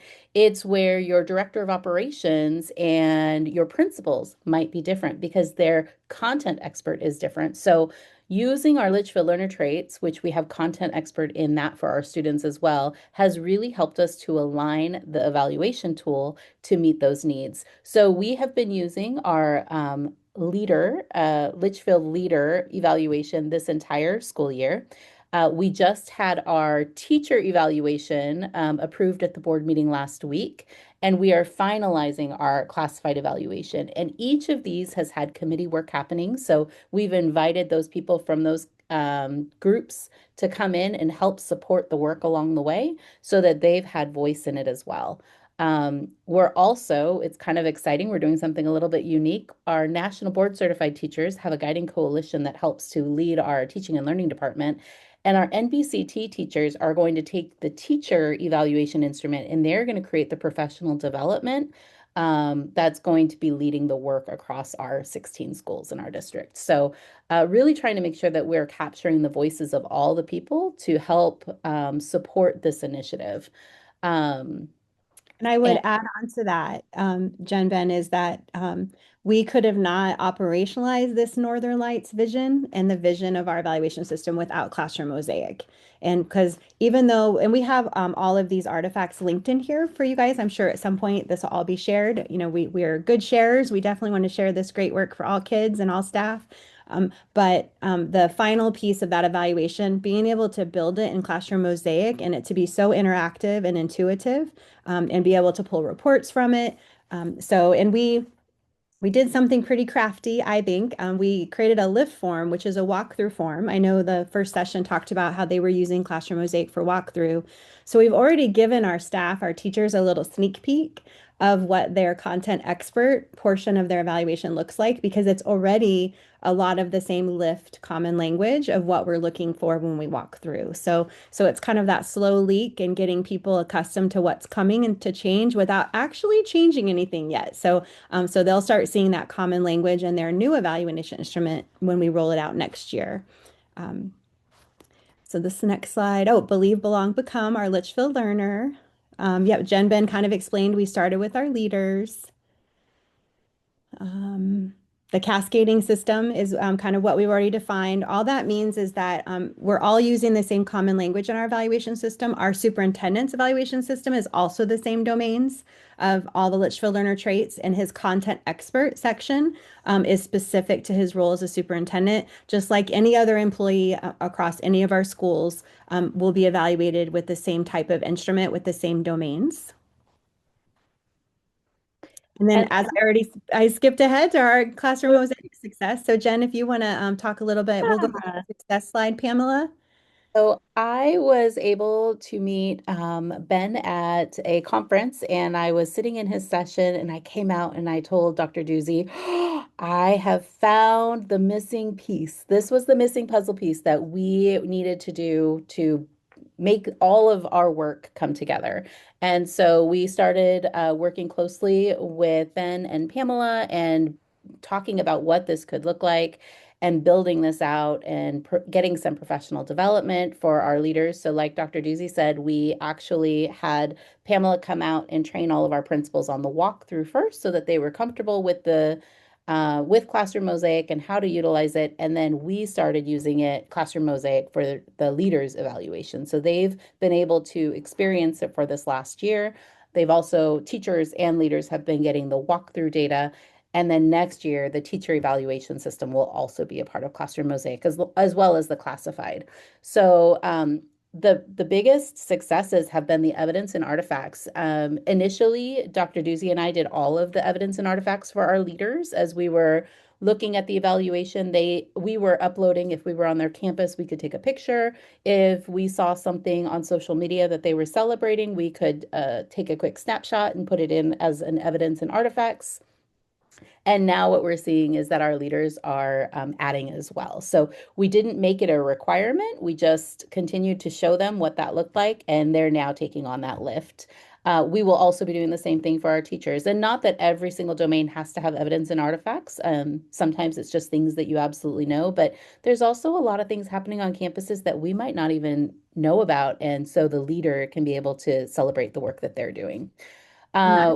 Once we started adding the data for them, it actually became where it wasn't an extra burden for them, but the ones that were ready to say, hey, I can actually add this on, I'm going to do it. And the kids that were you know, the leaders, our kids that were a little more hesitant and wanted to kind of wait and see how this all played out, they still were able to see that we were celebrating them and we were also collecting evidence and artifacts. So it's just been a really nice flow and a really nice transition to operationalizing. We've learned a lot. I think we have some slides here about what we've learned. I think we do. Oh no, just questions. So I will share something we've learned. This is only version 1.0. So we know that our leader instrument, we already know that, and we linked it in there for all of you, but know that it is going to be going under overhaul over the summer with some more committee work because we see some redundancy. We did align it to the leader educational standards. So just know that that alignment also happened as part of the committee work in addition to the Litchfield learner alignment. But we know that we need to cut out some redundancy and make sure that it's a very clear and concise instrument that saves time, but also offers that feedback and that accountability for our leaders, teachers, or classified. Additionally, we have been doing scorecard work in our district for several years, and it's always been a Google sheet somewhere. And so we were able to utilize Classroom Mosaic to house it there so that it's easy to find, that when we're meeting with our leaders to talk through their scorecard, look at their goals, it is all in Classroom Mosaic now. So again, like Dr. Doozy said, it's operationalizing some of the work that we've already been doing and just allowing a one place to be able to put everything and also see the data that's coming from that. And so evidence and artifacts was very difficult to do before, and now our leaders can just put whatever they want in there to show how they're reaching the action steps of those goals. Dr. Doozy, oh, go ahead. Well, I wanted to add on to what you said. Our scorecards are just basically a goal sheet, right? That's aligned to our strategic plan, that's aligned to Litchfield learners. So this year, our leaders are really focused on content expertise. So their scorecard was really written around student achievement gains. Because really, as a content expert leader, we want to focus on, are we reaching those goals that we set out for student achievement and growth? So they have key performance indicators on their scorecard, which is exactly what Jennifer was just talking about. That's the evidence and artifacts that they're really able to focus on for that continuous monitoring of a goal. Because if we set a goal for year end, we won't know if we accomplish it till we get to the end of the year, but we should have ways along the way to check in to see if our action steps are getting us to where we hoped. And those are our KPIs, or key performance indicators, which are the exact evidence that our leaders have been uploading as evidence of their efforts as a leader of their campus or their department. So it's been a great journey. We still have lots of more work to do. We're always learning, but we are definitely here. I think we're just about out of time. So we're here to answer any questions you guys might have. Hi, Dr. Doozy. I wondered, just because I've been with you, you talked about those checkpoints along the way, but would you mind sharing a little bit about, I like that you've created a protected time in your already busy meeting schedule to be able to do that? I think that's been really helpful to your principals. Yeah, so we have a pre and a post meeting. We've always had that. We've always had a pre-meeting to go over your scorecard goals, talk about your KPIs. We've always had a mid where we revisit it. So now that's in Classroom Mosaic as well. And then we have at the end of the year what we call an impact report, which is basically, here's all my goals, here's the stuff that we tried, and here's the impact that we made. what we were able to really add with Classroom Mosaic and build all these times in our normal scheduled meetings with our leaders is a progress monitoring moment in quarter 2 and a progress monitoring moment in quarter 3. So now quarterly cadence, right, of checking in during a regularly scheduled lead. We call them lead. That's our, or admin council. That's all of our directors, leaders, operation and educational. So we build that opportunity right there when they're with us. We call it their white space, right? They have a little white space on their calendar because we already have them with us. And we have them go through that reflection process right there in real time. And we're able to see it in Classroom Mosaic.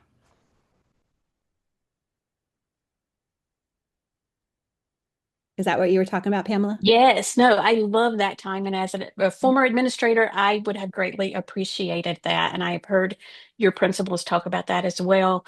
And then because I was recently visiting with you guys and your principals there, how has it benefited your administrators to see everything in one platform? As far as, so what our principals are really loving right now is the lift walkthrough, and they've got PLC observations. I think that was a question that came back. We do have some PLC walkthroughs that we have in there, as well as Guiding Coalition. And what Pamela actually came out to support our principals is looking at the data and then trying to determine what are the next steps, what are the areas that they're really successful in on their campus, and where does professional development fit in? How can we look at the data and then align professional development to meet those needs? And so that has been a game changer. And I know that our principals have been so grateful and thankful for that. Um, it's all in one place. So whenever they're looking at something specific, they can actually just go to it very quickly and be able to determine what are the next steps that they need to do as a team. And they usually bring all of those types of questions and all the data to their guiding coalition. Each of our campuses has a guiding coalition that makes those decisions, kind of like a leadership team, but really focused on instruction on the campus. Yep, exactly. And I think you also have to know in this journey that all schools are a little bit different, right? And so they're all a little bit different place in their journey. So some are really using the data to really deep dive and to really get really specific about differentiated professional development. Some are looking at patterns and trends and doing more global professional development. And some are just getting a cadence of getting in the classroom regularly and collecting that data. So know that it's not a perfect journey, but if you give that tool in their hands and let them own it, then we find that they really are enjoying it and they really are making it their own. And because they make it their own, there's more of a commitment.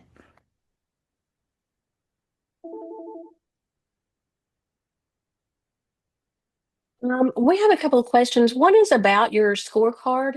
What does your scorecard look like? Is it different for teachers, for departments, for schools? So we are actually going to redo the whole scorecard this summer because we actually don't like the format. We had it as a Google document and we've tried a Google Sheet. So we really haven't landed, but basically it's just a document that has a place for goals.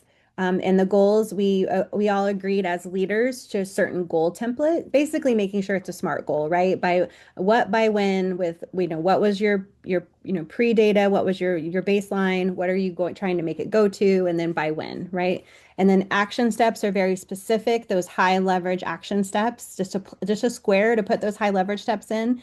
And then your key performance indicators, which are how are you going to measure those action steps over time, as you progress through your plan, right? Of what is the evidence that you're going to use to judge if those action steps have been successful or what the KPIs are. So really you can create the scorecard any way you want as long as you have those critical attributes. And then for our teachers this year, they also had scorecards as teams. And what those scorecards look like, we focus on content expert, like I mentioned, in of our Litchfield Learner this year. And so they had specific goals around their units. So their unit 1 in reading, their unit 1 in math, so how our curriculum is paced out, they set goals on those unit assessments. And then for each unit, they identified the specific action steps that they were going to take to reach that goal for those students that they serve. And then the KPIs, which typically the KPIs, the key performance indicators, are your CFAs, right? Your formative assessments that you are giving throughout the unit. And the unit assessment is more of like that CSA, that common summative assessment. That's new this year. So that has come with some challenges, but it is part of our curriculum, and the teachers are invested in time in their PLC process at the beginning of every unit as that cycle of continuous improvement to look at that CSA, look at that unit assessment, work backwards, design their goal, their action steps for that unit, their KPIs, their formative assessments, and then begin the unit. So that's kind of what the scorecard looks like. I think we put in this presentation, Jen, I think we linked what our current scorecard looks like, didn't we? I think in one of the slides. I think it's in maybe slide 4 or 5, Pamela. If you want to go there. I think we linked it, but just know that it's like version 5.0 that we're going to be making a version 6.0. So I think it's slide number 5. If you wanted to take us there, Pam. So Ben is Oh, okay. now controlling the screen again because Okay. he's getting ready to hop back on. And so I can't scroll back, but yes, Okay. thank you. Yeah, There we so go. yeah, so slide number 98, I think. Yeah, one more slide. Yep. So I think if you click on, I think those The are all scorecard. hyperlinks. So if you click on the hyperlink, I think it will take you, and then you can see, oh wait, that's weird. Looks like the wrong link is there. Okay. Well, if you would like a copy, you can Yeah. email. So what that document is, when we do have it properly linked, it will actually show you the difference ones for operations and for educational leaders, because we did have to differentiate based on their roles. So Absolutely. Yeah, we can make that available for folks. I do. It looks like the link here the wrong one. is just here. It might be one link for all of them, but I don't see anything in the Okay, notes yeah, either. So we're happy we'll to get that share. to you for sure.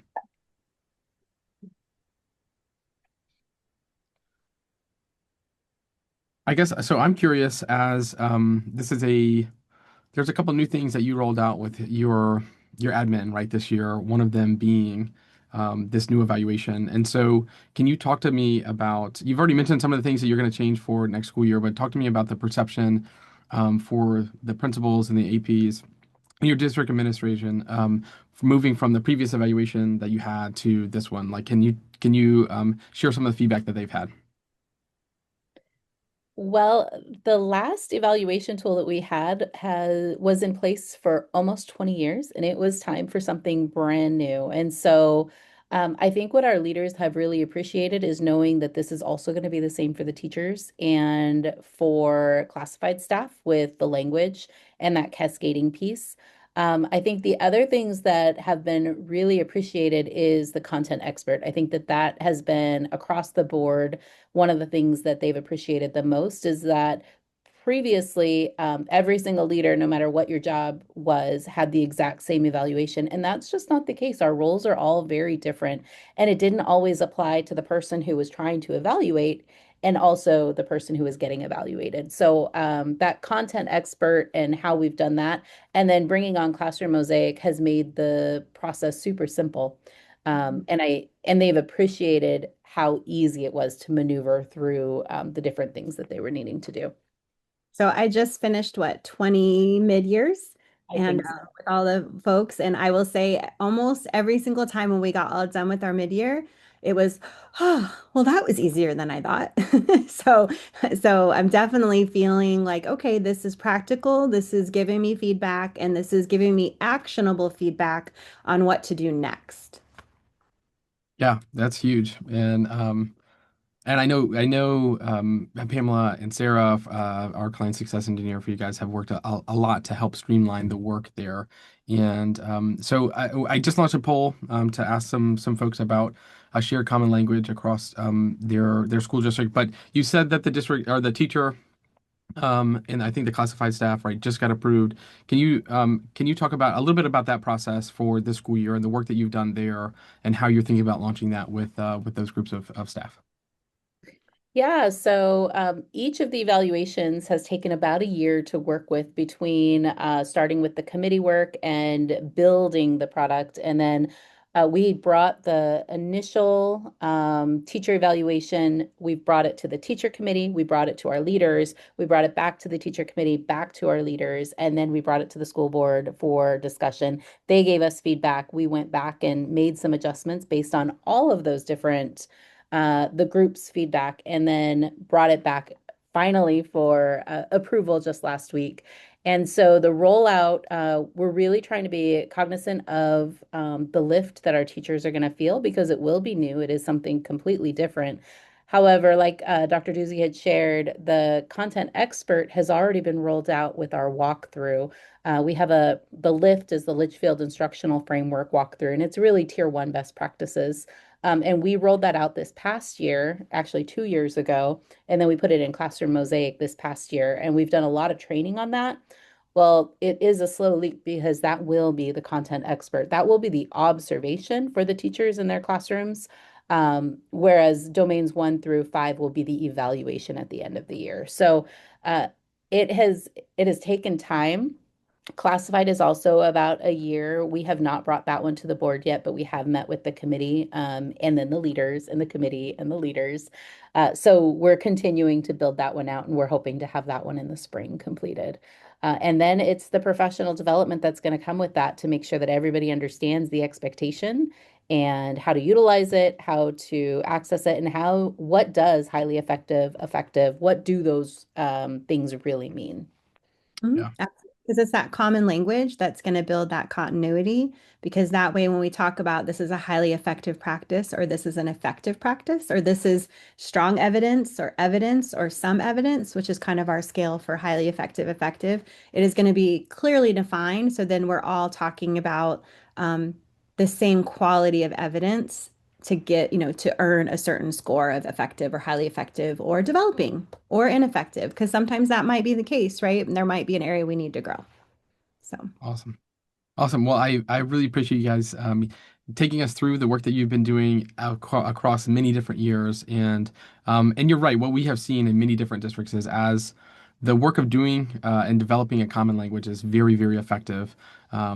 And so thank you all very much for taking us through this and your partnership. We have really enjoyed it. And so with that, we are going to then transition into Portland Public Schools and their presentation with Mike, Christina, and Kristen. And we're super excited to have them. For the folks that are just coming in, this is I guess our fourth showcase, I believe, for today, or maybe the fifth. I'm losing count at this point, but we're going to get to see a lot of the different pieces here of Classroom Mosaic. And so, Mike, if you will, please introduce yourself and take us away.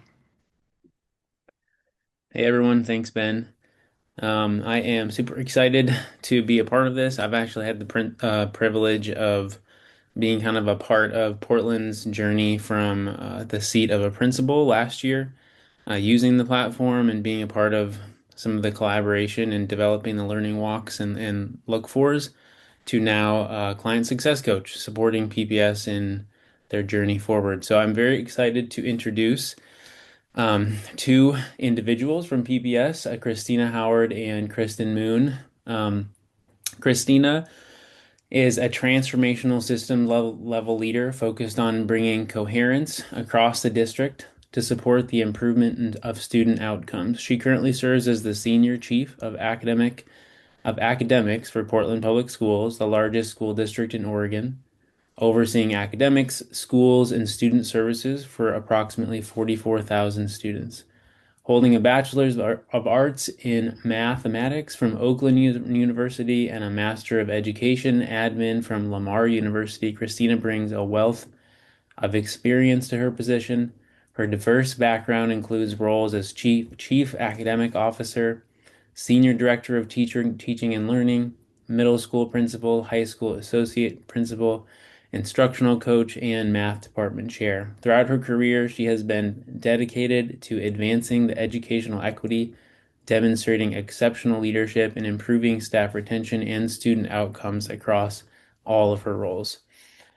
Kristen Moon serves as the Director of Teacher Professional Learning for Portland Public Schools, where she oversees the growth and development of over 3,500 educators across 80 schools. Should say 80 plus schools. I think it's like 84. With 23 years of experience in the field, Kristen specializes in designing high impact instructional coaching, mentoring, and professional learning programs. Her leadership is defined by a data-driven approach to system improvement, collaborating with districts and building leaders to establish robust measurement methods that track instructional impact. Kristen's foundational expertise stems from 15 years as a middle grades educator in science, math, STEAM, and English, followed by 5 years as a STEAM instructional coach at both the school and the district level. So I am very excited to introduce Kristen and Christina, and take it away. Great. Thank you, Mike. And thank you for having us here today. As Mike shared, my name is Christina. And if you can just go to the next slide, I can share just a little bit more about Portland. Sorry, one more. So I know that Mike shared that we are the largest district in Oregon with around 44,000 students. We have approximately 81 schools, and our superintendent is Dr. Kimberly Armstrong, and she's in her second year of leadership.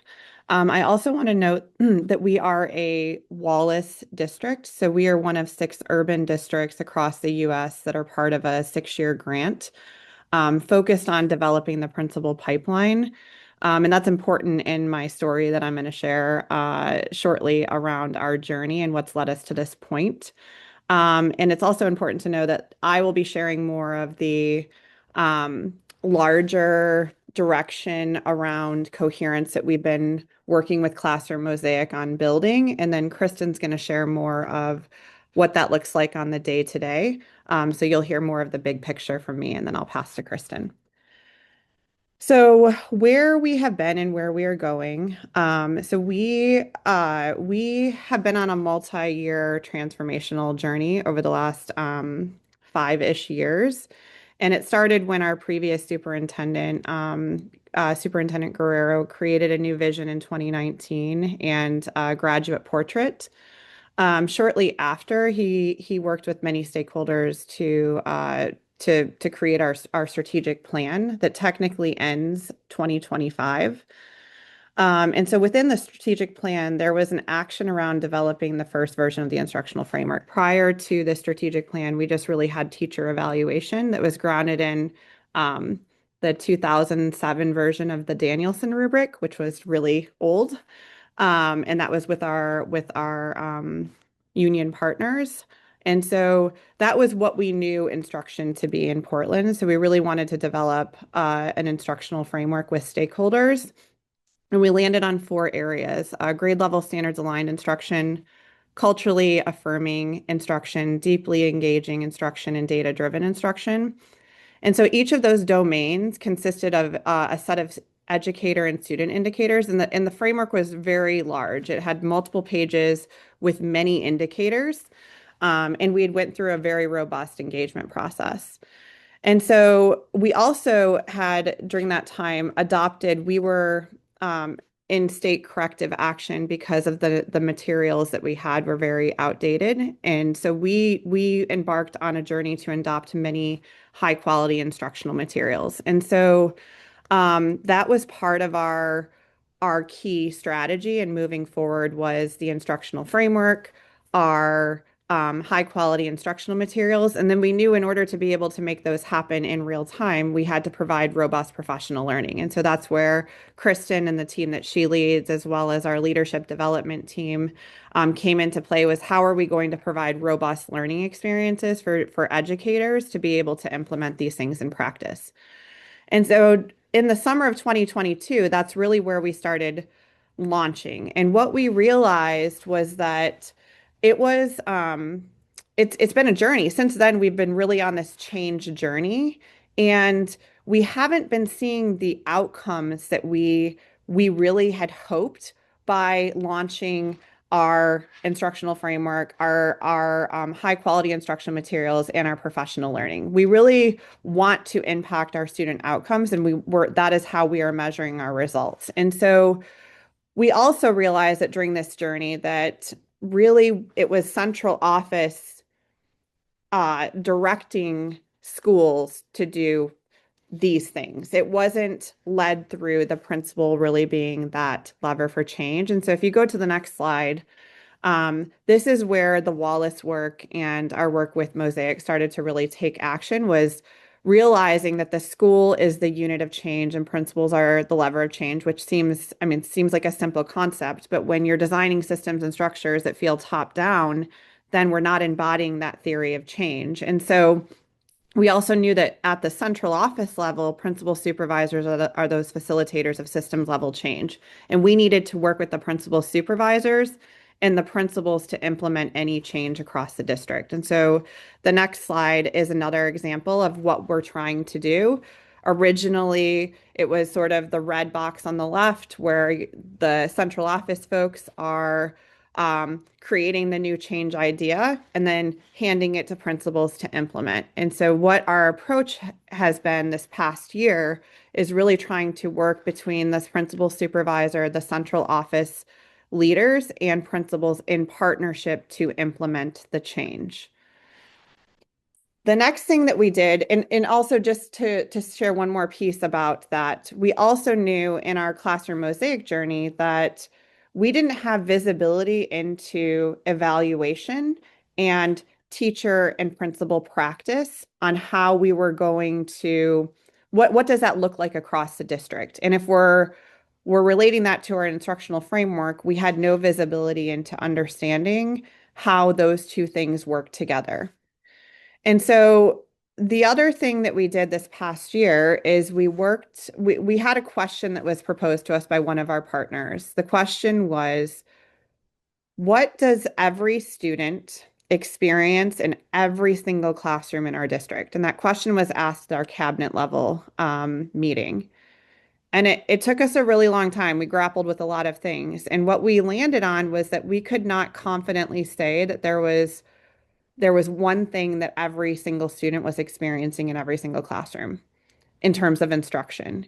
And we knew that ultimately in our path to equity, educational equity, and advancing our student outcomes, we wanted every single student to experience a key set of things in our district in every single classroom.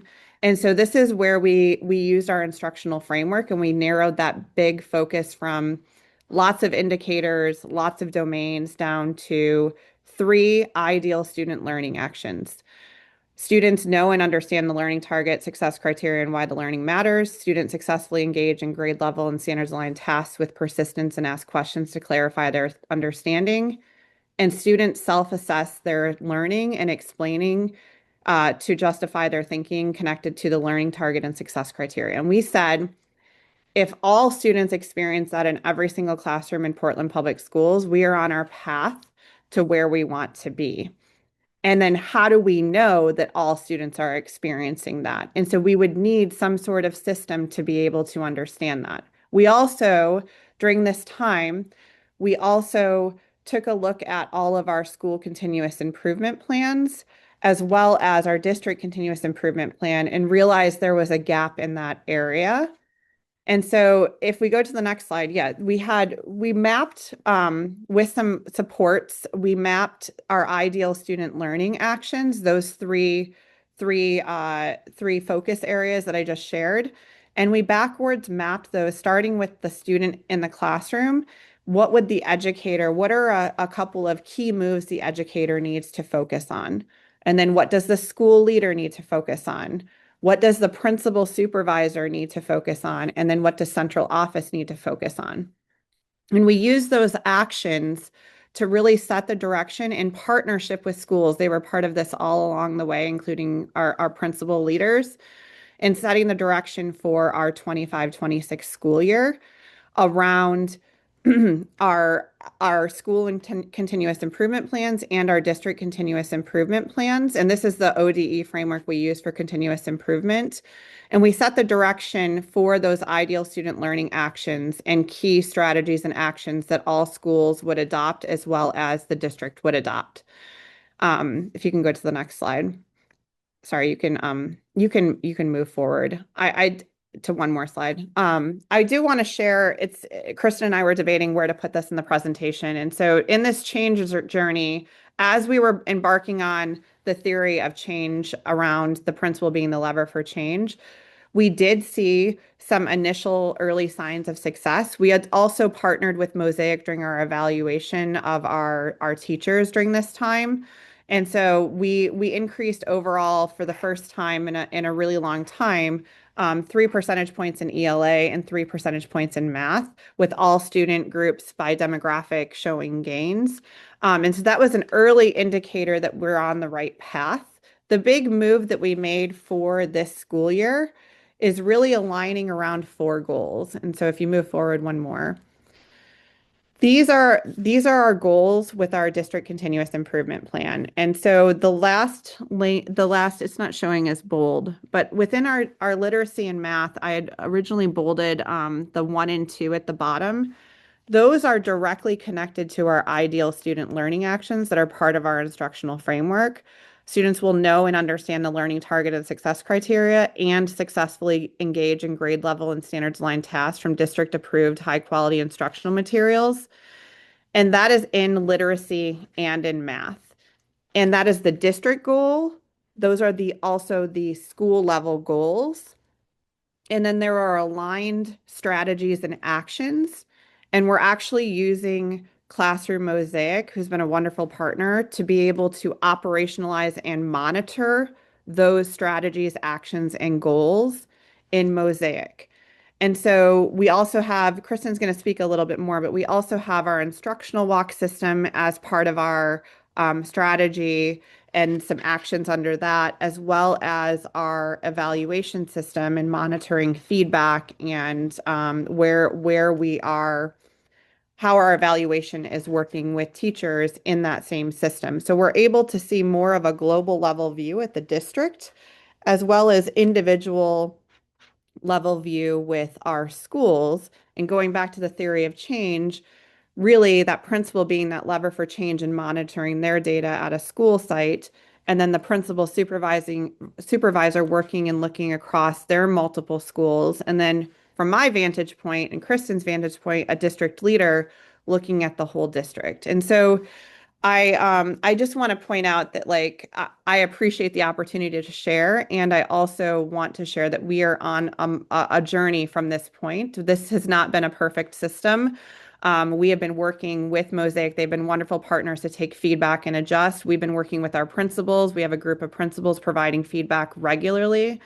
And we know some next steps that we're going to do to increase our monitoring and supports with school leaders and with principal supervisors. But I just wanted to share kind of how we embarked on this journey and where we're at and why this was an important piece of our change process.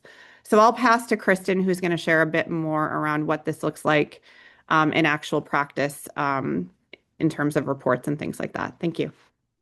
Thanks, Christina. I appreciate that. Just to come back to the key challenges this year that we were really trying to have a better understanding and get some clarity around for our principals, our principal supervisors, and as a central office that really sparked our current strategy and how we're partnering with Classroom Mosaic this year is that a couple of things. Our school improvement plans were diverse and often seen as a hoop. So as many different schools and programs we had different school improvement plans. And so it was really hard to support any continuous improvement in a really significant way because of this. We also realized that our instructional walk data lived in Google Docs. And so any large scale data analysis, whether it was a building leader or at the central office, was really difficult to use to inform any continuous improvement. The other part is that we needed to really shift the district instructional focus from talking about hey, the way we're going to move things forward is by having more intervention. We need to have more intervention. We're going to intervene our way out of the challenge we're in. And really, how do we shift the focus to improving access, engagement, and assessment in Tier 1 instruction? So Mike, will you go to the next slide? So a few things that we set up are some monthly and quarterly and annual monitoring routines. We set up a strong start to the school year. We call them the RISE walks. We also set up a real thorough structure around principal supervisor visits with specific protocols and those being captured. We also refined our instructional walk protocol, and we'll be sharing a little bit more about what that looks like in Classroom Mosaic. And then a really new piece is Central Office Instructional Leaders PLCs, where we're actually talking about, hey, what is happening at our schools? What are going to be the moves we need to do? How are we going to strategically support our principals with this work? So one of the things we wanted to share in Classroom Mosaic is what the school improvement plan looks like. So what we have is just we have some task monitoring so they can know where they are and getting things set up. But we also have places for having their mission and vision, their comprehensive needs assessment for equity, their tools, and they can refer to the district continuous improvement plan. Then you can see that each school then with these 4 goals that Christina talked about, attendance, literacy, mathematics, and 9th grade success, each school was able to select specific strategies in support of those. So we're going to delve into a little bit more about the monitoring routines. So this is really about how are we supporting schools with their school continuous improvement plan work in partnership with their instructional leadership teams. So one is, again, in Classroom Mosaic, each action item has a deliverable. So we're able to monitor that, and the building leader is able to monitor that with their principal supervisor. We have the RISE walks. I don't know if you caught our tagline, but we say together we rise. And so we started off with the RISE walks. And that's really focused on making sure that students are ready to learn. We have instructional clarity, that instruction is standards aligned, and we have equity accepted and expected in every classroom. So we're supporting all of our learners. I wanted to show a little bit about what this monitoring looks like. At a district level, we can see clearly what is happening for each of our schools. So you can see here a few of our schools, and then we can see as a district where we are around these, and each of these has a rubric assigned, to it. So we have from fully evident to not evident, and it is a 4-point rubric. Again, we can look down, and the building leader can look and see for each grade level. So we can actually drill down and look by grade level around this data, which is really fantastic. And then you can see for instructional clarity, this is at the beginning of the year being really transparent about where we were. So we can see where those pieces are, what grade levels that is happening, and work with our building leaders around what professional learning that might look like during their staff meetings, early releases, one-on-one coaching, and or during PLCs. This is our instructional walk rubric. So the instructional walk is a little bit different than our RISE walks. Instructional walk is where our principals are each put into a PLC with 4 or 5 other principals that have similar demographics, similar kinds of content and things happening at their school, similar programs. And then they go with their principal supervisor and one person from the central office that really serves as a content expert in that space. And we go and observe classrooms. We're trying for 3 or 4 times a year. It's a little, a little challenging, but we have a goal. And these are around these same areas. You can see from RISE, you see the first one says students know and understand the learning target. That connects back to RISE with our instructional clarity. The task is grade level standards aligned. That connects back to the S in RISE. So this is really about not another walk, but how do we go deeper and really continue to hold high expectations and think about how we continue to move this forward with what's happening for our students. So how are we making this very student-centered and what's happening for student learning rather than just teacher-focused? Next one. And what's just to quickly interject, what's really neat with PPS is that this language that was developed very uniquely for each grade level or each grade segment is actually captured within that walk. And so you don't have to like make something fit. It's really like they've adjusted the language to fit exactly that K-5 environment or language arts or math, which I know is appreciated by the observer. Sorry, keep going. Thanks for pointing that out, Mike. Next slide. So one of the things you can see over Q2 is we can monitor how many instructional walks are happening. And so again, these instructional walks, we've done 315 over the last quarter. So that is pretty impressive. And you can see kind of the ebb and flow throughout the year is one of the pieces we can do. Next slide. We can also see what time, like what part of the class period we're seeing. Are we seeing mostly the beginning of class, the middle of class, the end of class? Because we know instruction has an ebb and flow to it. So we really want to think about what we're doing there. We also want to see how much time we're spending in classrooms and in spaces to think about those observations. The other pieces we can drill down again and see with our instructional walk data by grade level. We can also see by subject, and then we can see particularly for this quarter, how are we doing with the learning target being posted and the success criteria posted? And this directly responds back to the rubric. So I do want to say, while this looks really simple, it looks like, hey, are we just looking to see if it's posted? If you drill down into the instructional walk rubric, you would see that we're not just looking for it posted. We need to see that it's grade level standards aligned, that it aligns with the major work that students are engaged in during the task, and that it's aligned with the instructional materials. Then we can also see overall for each of these areas, and our instructional walk tool has 5. Our original iteration of this had many, many look-fors. And what we heard from feedback from our principals over and over and over again is that it was too much. And we needed to get really focused and really clear. So it took us a lot of work, but we're down to 5 at this point, which is really nice. The other piece that's really great about this is we can drill down to the exact observation and the exact instructional walk. And within Classroom Mosaic, we're able to use photographs to capture evidence so we can really see this evidence of these things. So it's really nice with our principals to go out and drill down and look at, like, did this really look like this? What are we seeing? What should we be doing for the next professional learning? Do we need to dig more into high quality success criteria? Do we need to dig more into standards?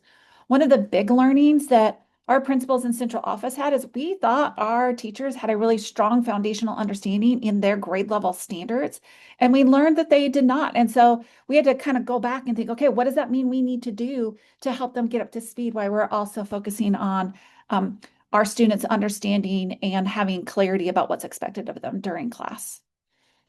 Hey, I wanted to go back. Can you speak to, just because I was a part of this process and I like really appreciated it as a principal last year, and you identified that maybe at the beginning there were like multiple look-fors or too many.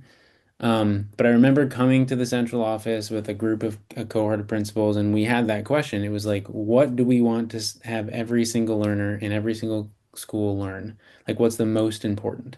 And we can come up with like 100 different things. And we had Hattie to look at, and we had all these things. Could you speak to that process and how that intentionality played out in like actually creating this more simplified, focused look-for form? Yeah, absolutely. So when Christine was presenting, there was a slide that showed our ideal student learning actions. And so what we did is we brought stakeholders, we brought principals, we did it with central office, we did it with teachers and our instructional coaches. And we said, looking at our instructional framework, what are the things that we want to know and have be true in 3 years for all of our students? So kind of back to this question, when the person who was working with us said, hey, what do we know is happening in every single classroom? And the reality when we were asked that question is it wasn't. So what we did is, through all of that feedback, consistently 3 common areas were showing up. One was learning. We wanted students to have the clarity in what they were learning. So learning targets and success criteria. We wanted them to be engaged in the rigorous work of grade level standards aligned and aligned task to that. And then we wanted students to be able to self-assess their learning and understand where they are and what they needed to do in order to grow. So when we did those things and we were reworking our instructional walk rubric, we looked back to those to make sure, then is our instructional walk, are we looking for evidence of these things? So you can see The first one is we came back to some work that we had done around what we call culture in the classroom, where we had really engaged our Black and Native families and community, because those are our two demographics that we are historically and persistently not serving in our district. And so we asked, like, what does this look like? What do you need? And one of the things is really that came back from that was fosters belonging, identity, and student agency. So that's where that look for came from. And then you can see in look for number 2, we have the learning targets and success criteria and students understanding why the learning matters. We actually ask students in our instructional walks, hey, what do you know about what you're supposed to be learning today? How do you know what those things are? And then you can see that we looked at the grade level standards aligned tasks, how much of the time are students engaged. So really thinking about that piece, and then the scaffolding to make learning all accessible for that. In just real clarity, as we start doing anything, there are parts that we are continually to refining. So in this journey, there are pieces that we're still working on, which is really working to integrate principals with their instructional leadership teams. This is a really important part of our shared leadership model in PPS, is doing some self-reflection with their school continuous improvement plan and thinking about their next steps. So we're in that process right now. We're working to continually align our instructional look-fors around that, because we realized that not everybody had the same understanding. So we're still doing coaching and learning during those instructional walks to make sure that we're all aligned around those high expectations for those.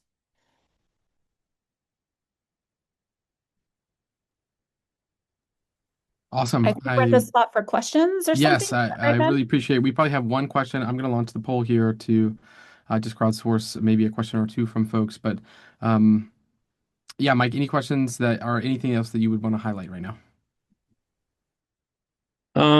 I guess one thing is, have you found it helpful in kind of creating some guideposts in individual schools, creating school improvement plans, which has always been a thing, but you created a bank of strategies that kind of, I guess, created some coherence in what schools could choose. What did that do for central office, or what benefit did that have? Christina, do you want to answer and I can back up? Yeah, I can. Maybe I'll start, and then if you want to add. I think in an ideal state, that allowed us to really like hone in on our supports. Like, what are we going to support with? What tools do we need to think about creating? I'm thinking of one tool that we created as a result of this was a instructional walk tool that had all of our scope and sequence in one spot. They could filter by grade level. If they're a principal or a teacher, they could see their standard, they could see what it would map to in terms of the material, and then learning target success criteria suggestion.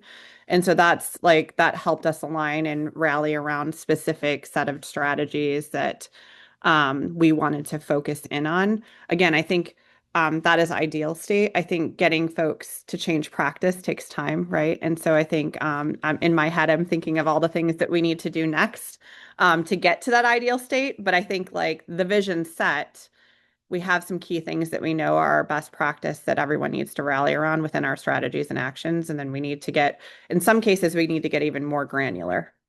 I don't know if Kristen has anything else to add. I mean, to add to that, what it helped is it helped us get clearer, right? Like by having clear strategies and actions, it really helped us narrow in, where before we had as many different ideas you could think of.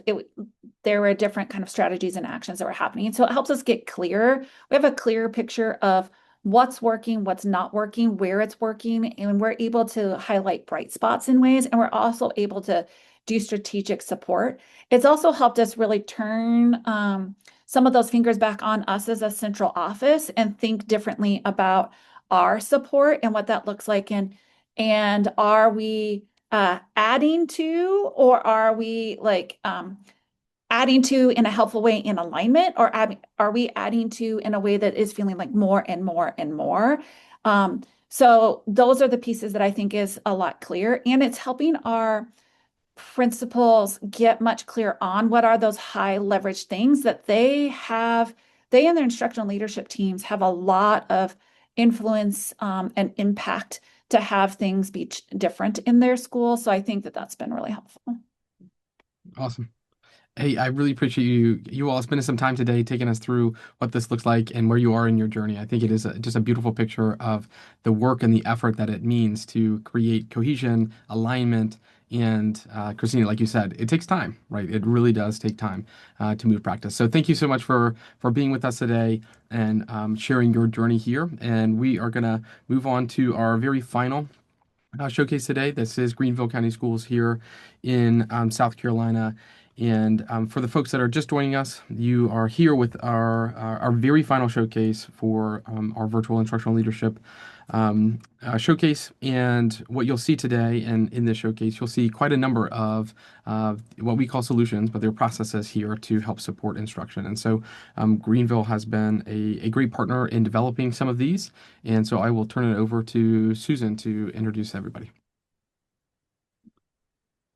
Okay, welcome. Let me just switch over here. Yes, so our final showcase of the day is Greenville County School District, and they are the largest school district in South Carolina. And they're here to share how they have streamlined everything about instructional leadership by having everything together in Classroom Mosaic. So I am pleased I'm going to introduce them first and then turn it over to them. We have Tara Dean, who currently serves as the Executive Director of Academic Innovation and Technology, where she has also held leadership roles such as Director of Special Programs and Secondary Support. Prior to this, she served as the Assistant Superintendent of Teaching and Learning for Lawrence District 55 and spent 7 years as the principal of Lawrence District 55 High School. Tara is passionate about developing and growing teacher and school staff to meet their highest potential and meet students' diverse needs.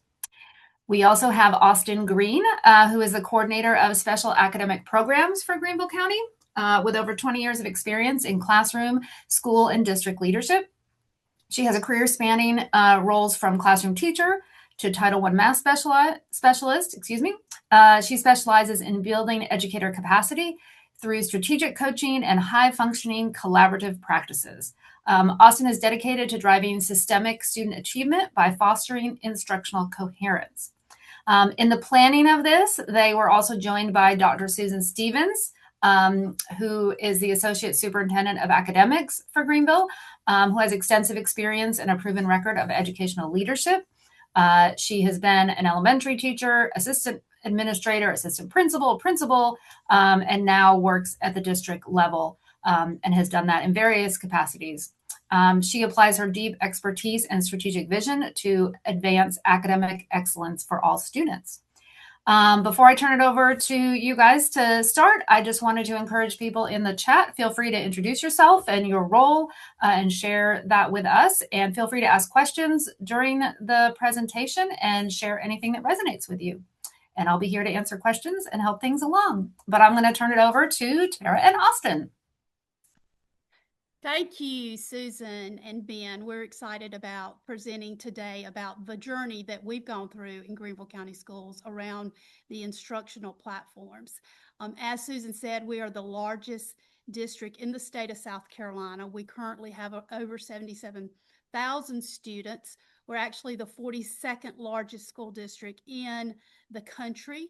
We have over 12,000 employees, 6,000 of those are teachers, and we have 100 different school sites that we manage at the district level. Okay. So where did we begin? Where did our journey begin? You're going to see our flower pot throughout as we grow through this process in Greenville County of using digital platforms in an effort to improve student achievement. So we found ourselves at the district level when we would visit schools and visits with ILT that schools were using multitude of platforms. They were purchasing their own, they were creating Google Forms. And I mean, some people were old school, just had it in a notebook. So we needed that consistent platform that we could see how were teachers receiving feedback, were we hitting the measures that we needed to hit in terms of instruction? And we worked with Classroom Mosaic to embed our instructional walkthrough that is based on our instructional protocols.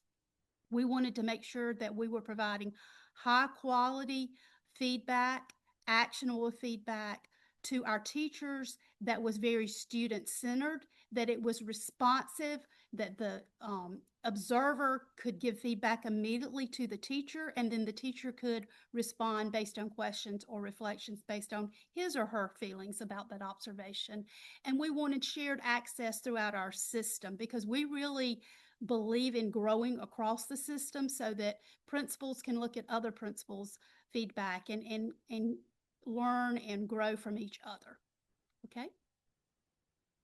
So what you're going to see here is just a picture of our professional learning cycle. All of our schools go through this process at the beginning of the year and then maintain this process throughout the year. There's going to be some terms in here that might be nuanced to our district, but you can see at the beginning, we do look at data. We look at quantitative data, but we also go through a learning walk process, which really gets all of our schools engaged in collecting qualitative data, again, focusing on the students, not on the teacher. We're really looking at what are kids giving us in the output, and then how do we adjust our support systems to change that and increase success.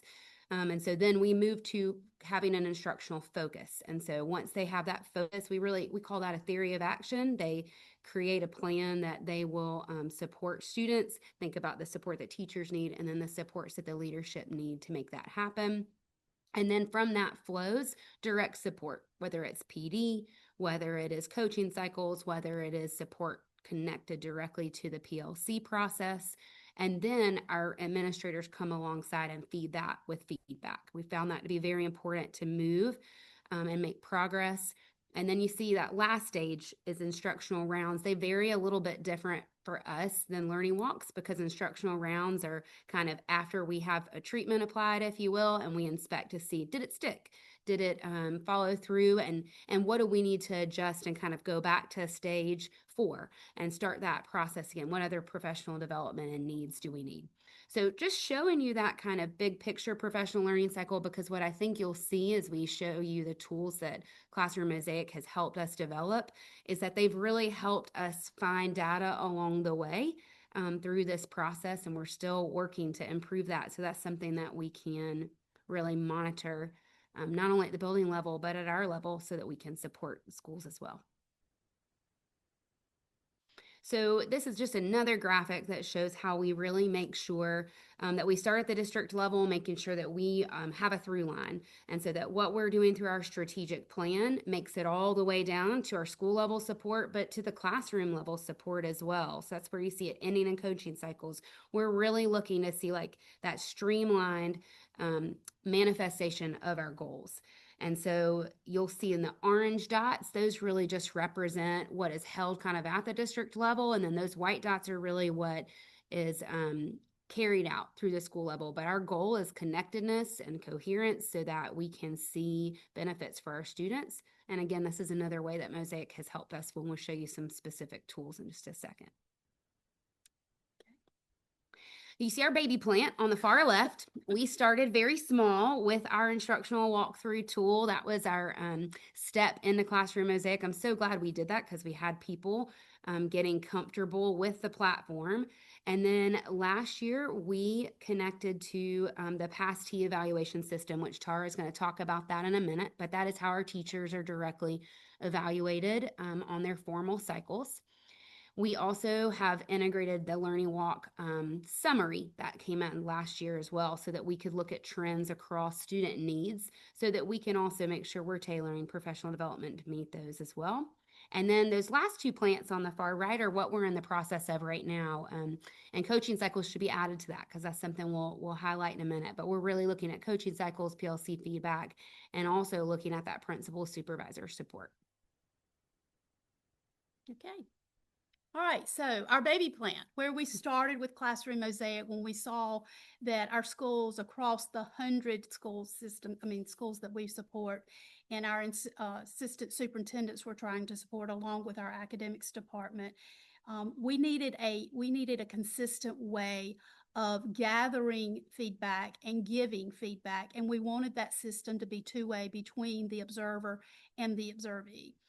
So we started with our instructional walkthrough. We worked with Ben and his staff to make sure that that captured our instructional protocol, which is very student-centered around 4 components, that being the environment, that being the knowledge of the teacher and the students, that being the instructional strategies, along with the assessment practices that are occurring in the classroom.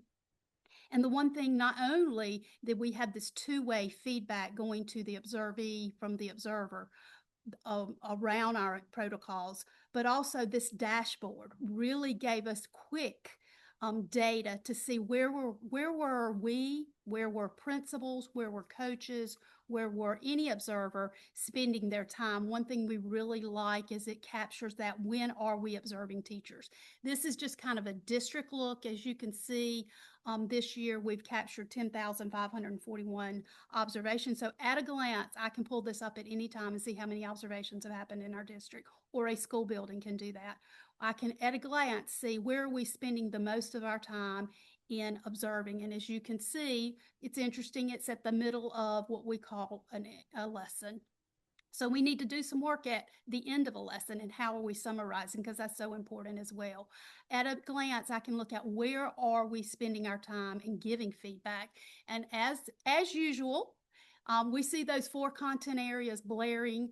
One thing Austin and I were talking about as we were preparing for this presentation, as I can remember as a principal, I would spend all my time in ELM, math, science, and social studies, and sometimes my fine arts teachers felt like I didn't care, or they want to grow too. So this kind of keeps us on track. We know you have to be in those 4 content areas, but we need to spend time with all teachers, because all teachers deserve to grow and they want to hear how things are going in their classroom. It also gives us a glance at grade levels, or as you see, subject areas, and where we might need to spend more time in. This is really helpful for elementary principals where they have 3K through 5th grade in their buildings, and to see where they, not only they, but where are their assistant principals and their coaches providing feedback. So not only the reflective piece that teachers can do with that instant feedback, but also this dashboard is key to what has helped us grow in giving feedback and ultimately growing student achievement across our district. Okay. As Austin said, we moved on to our formal evaluation. As you know, the instructional walkthrough is more of an informal observation, and over time it can build to the evaluation of a teacher. But in the state of South Carolina, any teacher, they start off as an induction teacher, and before they can move to a professional certificate teacher, they have to go through a formal evaluation process.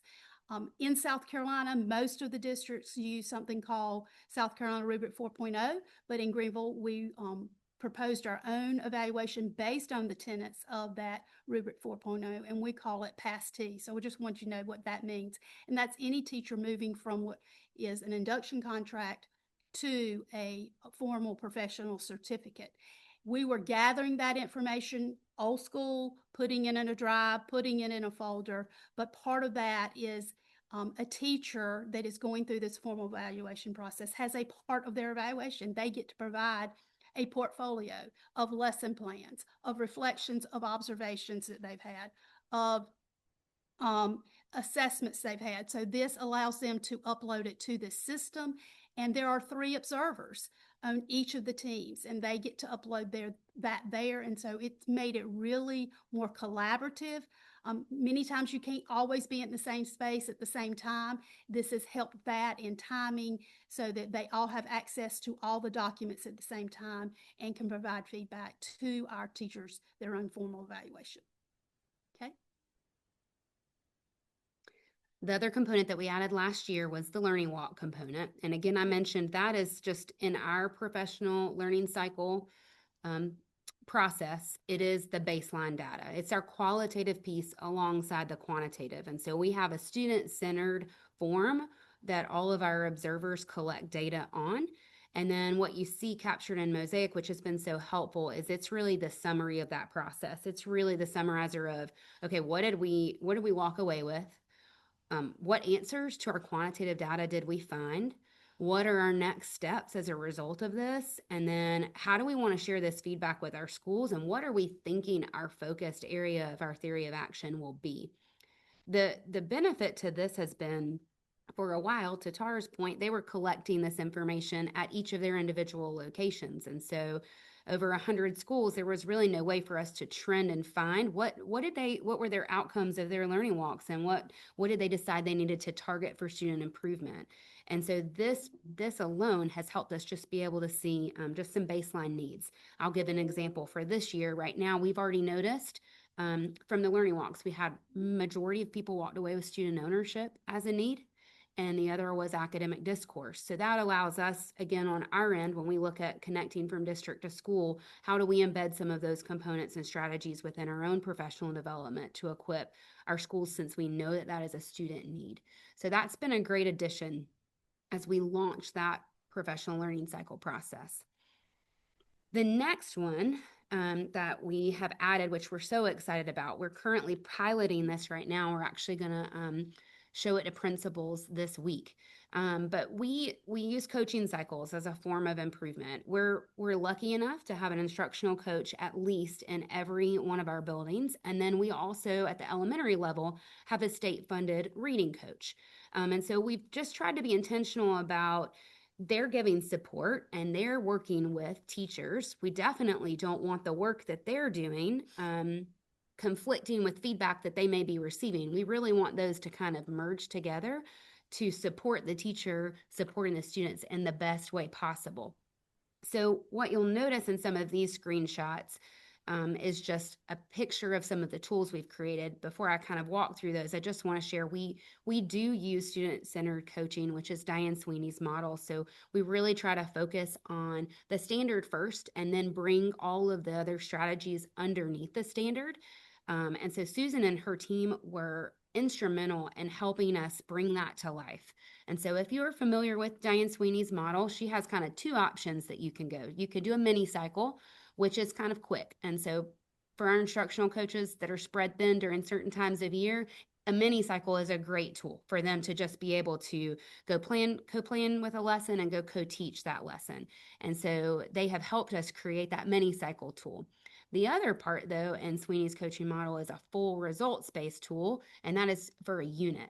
And so I think one of the best things that Susan and her team did is they really customized that unit template for us so that I could do it one-on-one with Tara, but I also could engage the PLC in a unit coaching cycle. And so I'm able to actually add members of the PLC team, the collaborative team, in that same coaching tool. And we're all working towards the same standards-based goals, collecting our student data, and we have quick snapshots on our needs as individuals, but our needs as a collaborative team as well, which we're super excited about. So a few screenshots you see on here on the left is just showing where we target our focus. We're going to work on a dashboard on that as well. They're already got the infant stages of that, which we're super excited about. But it just gives you an idea of when that coaching support starts and ends. Love the piece of the teacher and the coach reflections, because anybody who's, a proponent of coaching knows that it's only as good as it is received, and you've got to be able to monitor and adjust. And so being able to have the teacher reflection is amazing. Also for the coach to have that same opportunity. So that's a two-way tool. They get to work together on that part. And then you'll see on the end, we do have a cycle summary. So remember, we named that standards-based goal, so that's student-centered, and where are students now? And so they have a summary of their growth, but I also have a summary for a follow-up plan for students who maybe didn't reach the goal. And then at the very bottom, that final one just shows a snapshot of data. So it's a really great just display of saying, hey, before we started this unit, we had 15% at the standards-based goal level. Through our coaching support, we've grown to 55%, whatever that might be. And it breaks it down by students that are proficient, almost there, and not yet. So this tool is something we're really excited about. Our coaches are really excited about the possibilities there. And it's been a great addition to, again, our professional learning cycle. Okay, I will also add just about that coaching cycle and making it visible. It also is visible to the whole ILT team. So if I am observing that teacher during that coaching cycle, I can go in and view what's happening and making sure I give feedback that assists the coach and the teacher in the growth during that process.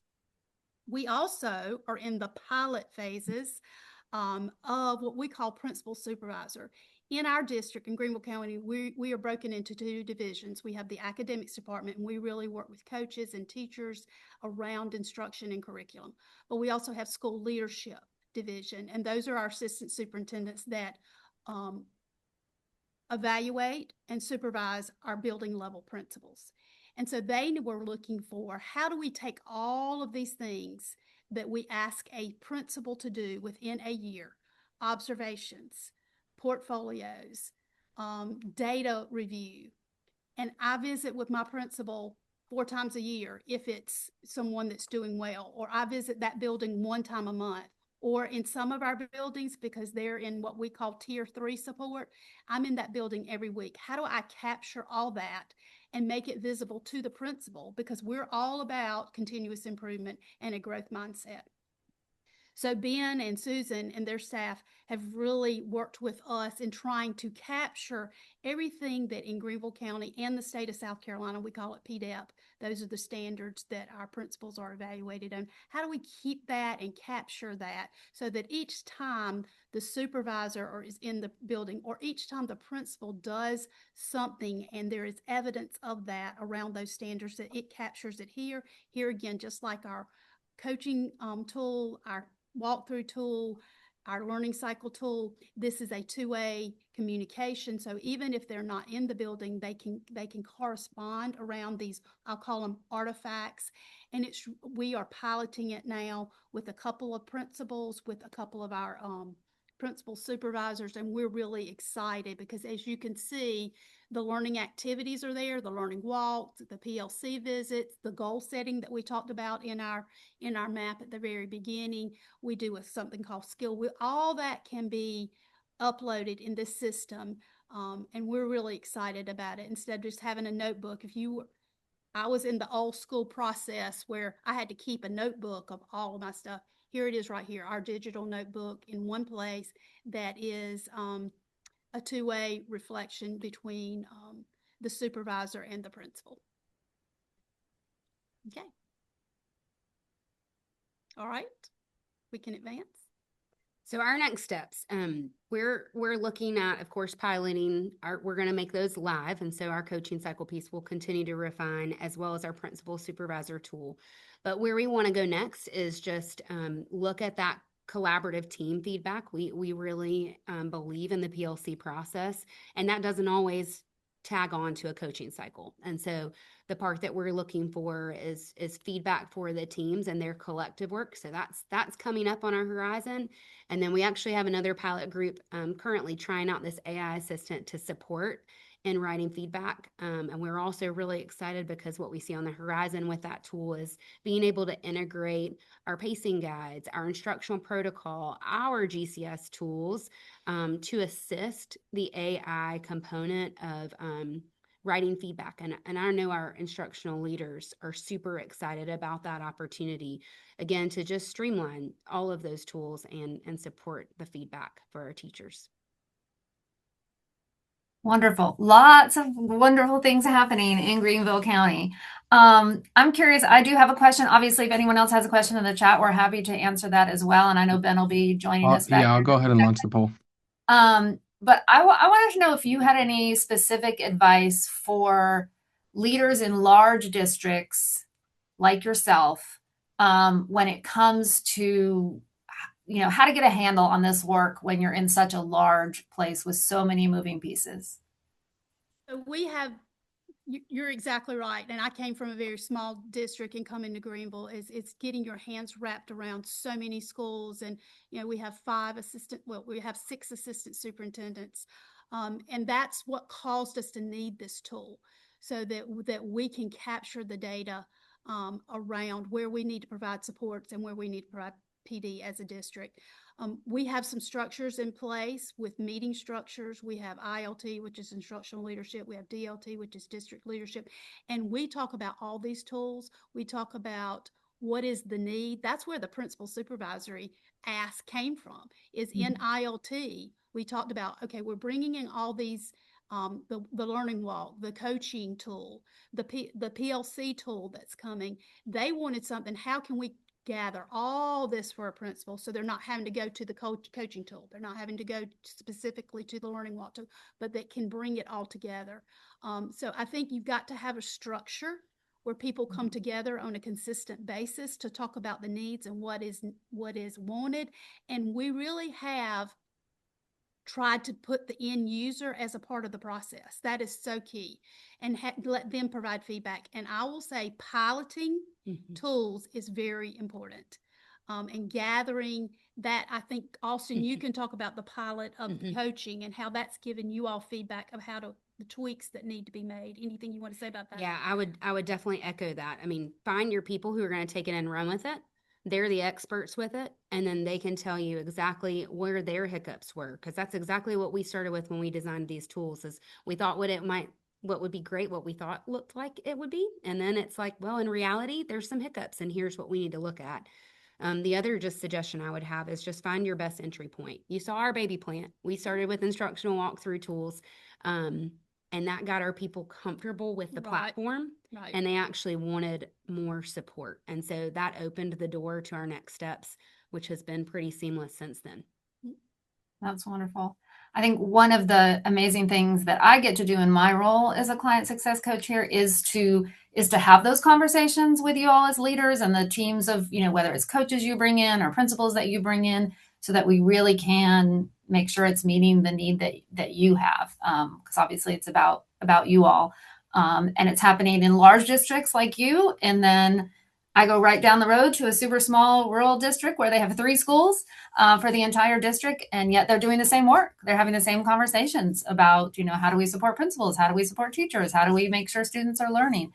And so, big or small, everyone's really focused on that same student growth and teacher support. So it's great to see how you're making it happen. Yeah. And so I guess a final question for you guys based on this poll. Some people are talking about their kind of next step is to become data informed and a coaching focused organization. So can you maybe give a couple of specific recommendations or things to be focused on as they are doing that work? So I think if you go back to a slide that Austin talked about in what I would call our continuous improvement learning cycle, where we talk about the first thing you have to do is you have to look at the raw data. You have to look at, your test data and start there. And we start with that and we formalize some questions around that. And from that, that's when we go and say, well, let's go see what's actually happening in the building. We've got some thoughts about what might be the gap or the reason for the gap or what the issues may be, but we really need to go get eyes in the classroom from the view of the student, the end user. And that's where that learning walk comes in. And that happens at the beginning of the year. I mean, within the first week of school, we're in there. They've already looked at their data. Principals have looked at. They've sat down with their ILT. They've sat down with their assistant sup, possibly academics, about what the issues may be, what we might think. But then we go in the learning walk and say, is this the issue? And we're looking at those 3 questions. We're also looking at our learning walk form. And that's what are students doing? How are they experiencing the learning? How are they interacting with the learning? Yeah. And then we come back together and we decide, okay, is this the issue? Is it not the issue? Do we need to go back in again? And that's when we've decided that problem of practice. I think that's where you bring it all together. And once you've decided what that problem of practice is and what is the principal going to do so that the teacher can, so that the students will. And that's where coaching cycles come into play. That's where our professional development comes into play. And that was the reason that we said we need this tool, because how do we capture that and be able to see that from a district lens so that we are helping and not causing a problem, but supporting those issues instead of saying, oh, this is what we're going to provide for you this year. No, we provide it based on what schools need when they need it. Awesome. And I would echo when you said data informed. look at students. That's the thing that we've embedded through every single one of these tools. Our learning walk tool, our instructional protocol, our coaching cycle format, it's all eyes on kids first. They're our end user, and whatever that output looks like, then we adjust accordingly to increase that. Perfect. Well, we are going to close it out here. We are so thankful for our partnership with Greenville County Schools, and thank you for your presentation. We're thankful for all of the different school districts that got to share their work today. We have really enjoyed hearing from all of our partners and what this looks like.